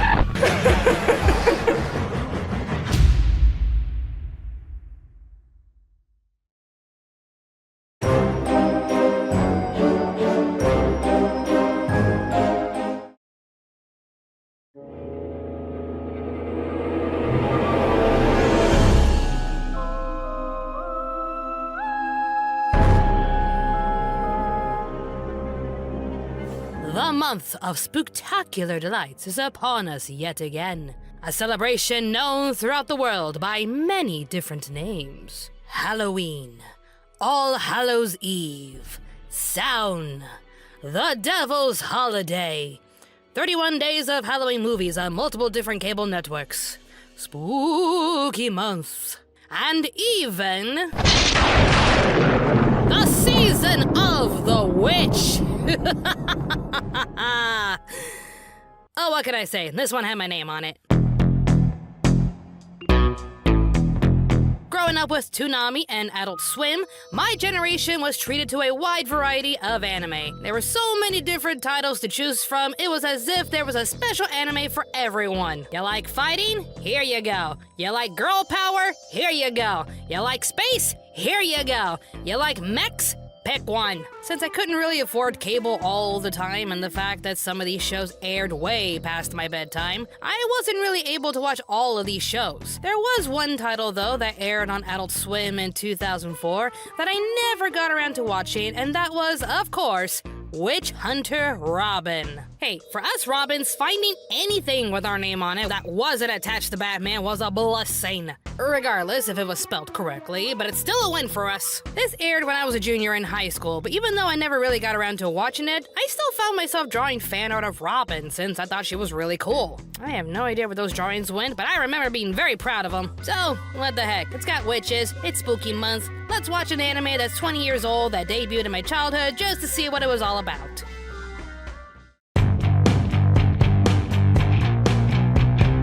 Hey guys, I have like the sudden urge to go shopping at Hot Topic, and then we can hit up FYE to grab a copy of Charmed and Angel. Is the Matrix sequel out yet? God, I want their entire wardrobe. Doesn't anybody want Neo's coat?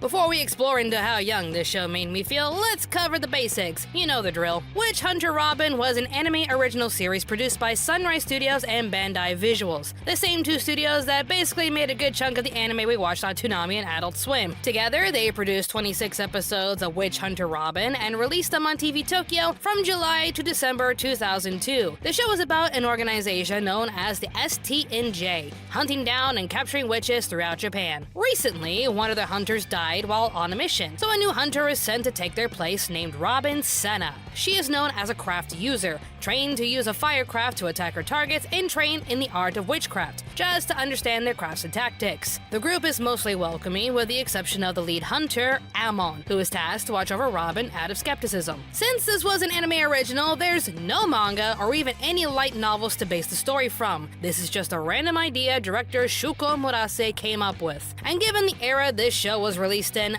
I can see what inspired it, honestly. And here's where we take a trip down memory lane in a segment I like to call It Just Had to Be There.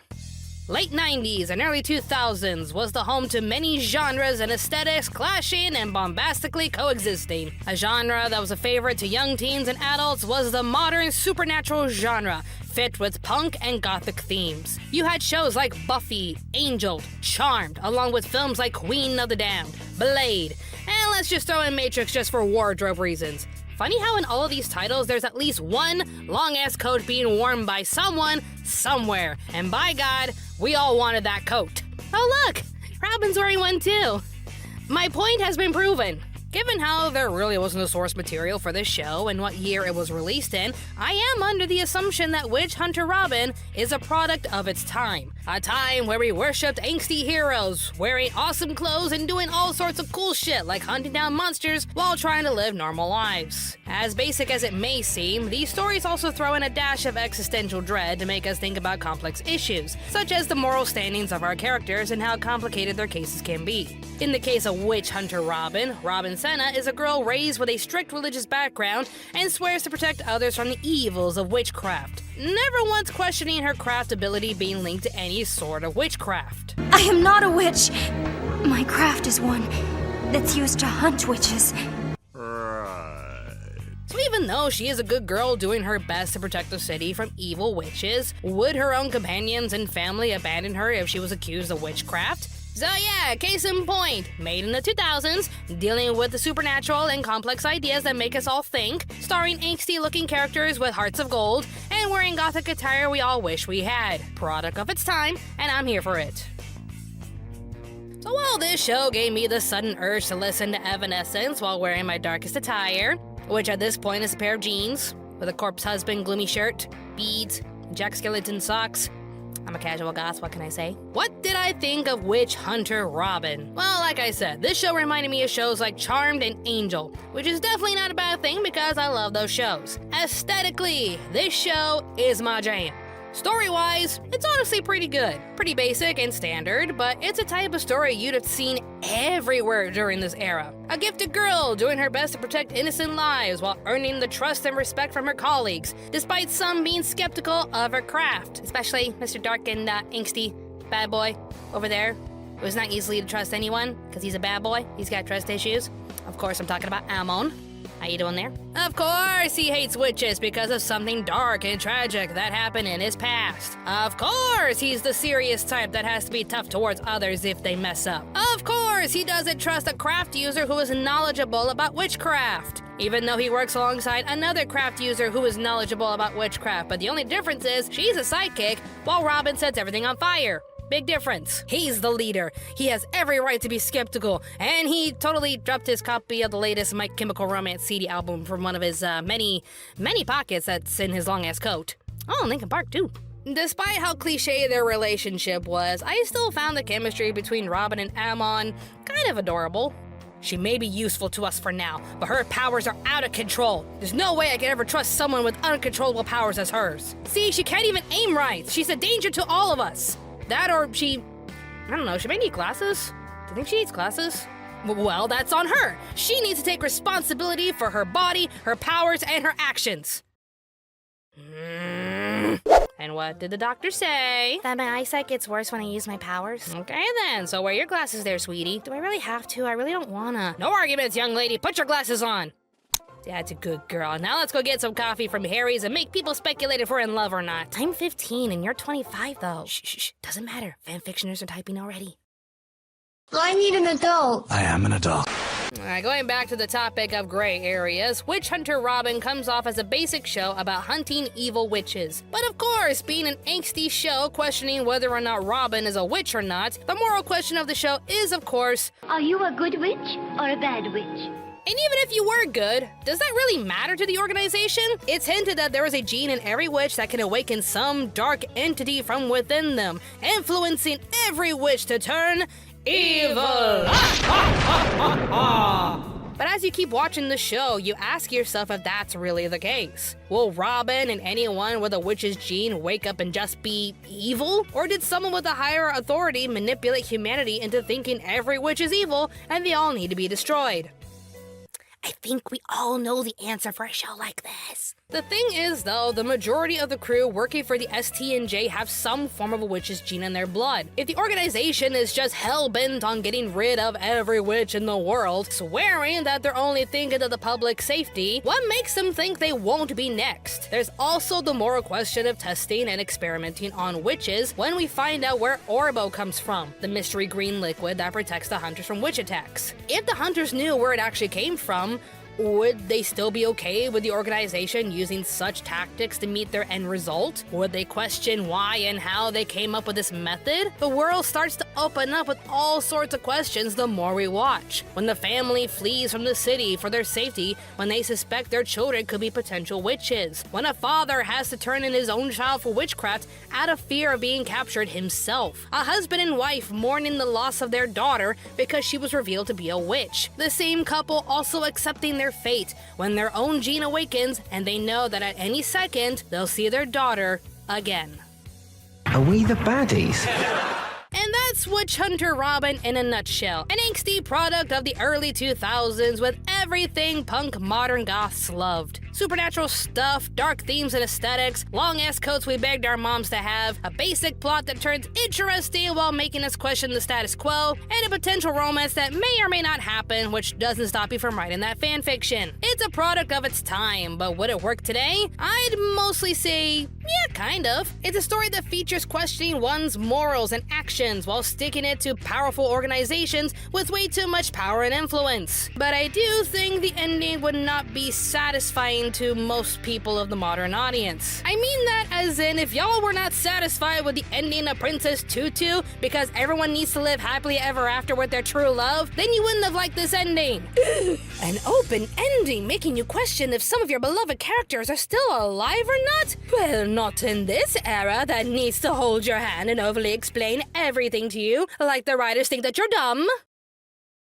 I know I'm ranting again, but that's just how much I miss good writing. I like the ending. I think it wrapped up the story of Witch Hunter Robin perfectly, while wondering if they could do more with this setup. Kind of sad this show didn't get that much attention and love compared to most other shows that aired on Toonami and Adult Swim, but that's showbiz, I guess. Some found the show a bit slow and kind of boring, but I really didn't mind the pacing and presentation. Overall, Witch Hunter Robin is a 2000s anime gem that I'll always have a soft spot for. And now I have the sudden urge to go check out Ergo Proxy. Wait a a minute. Okay, I take back everything I assumed about how Witch Hunter Robin was made, because now I'm assuming Shuko Murase just wanted some goth anime and he made it happen. He's the goth king of anime now.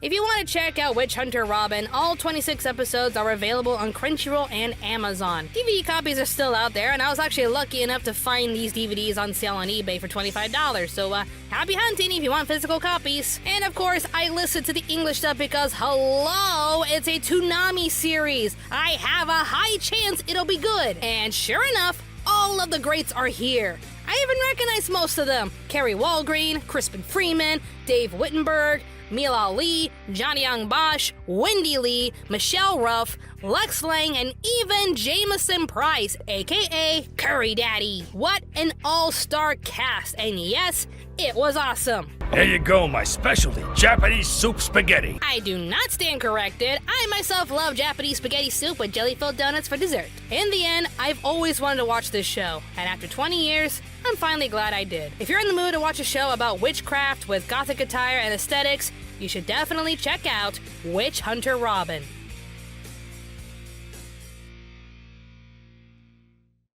I am the sun and the air. I am human and I need to be loved, just like everybody else does. People love me. Does anybody love you? No, but I'm really good with guns now. But I wanted to fight the fire and prevent our home from incinerating. Who started this fire anyway? Me.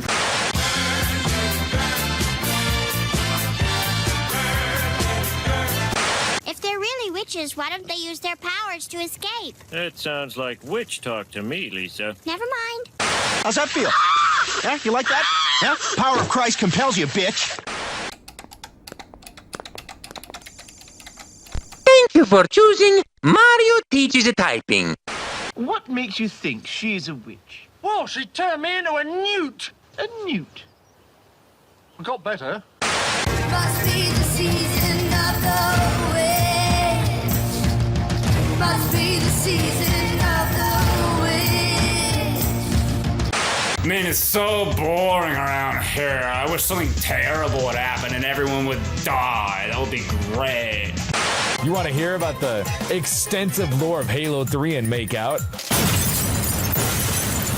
Oh, we got raided! Oh, fuck!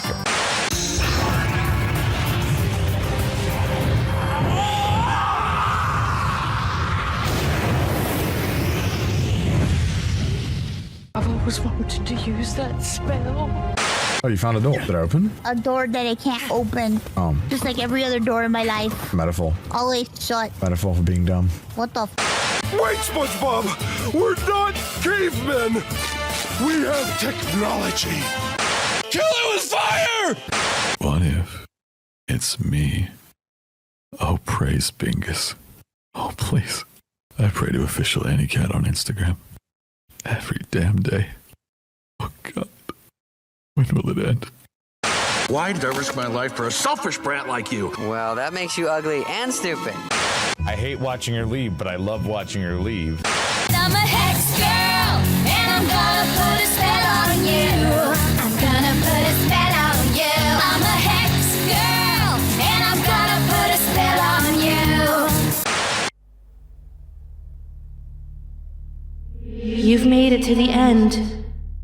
Perhaps I shall reward you. Oh, pitiful shadows lost in the darkness.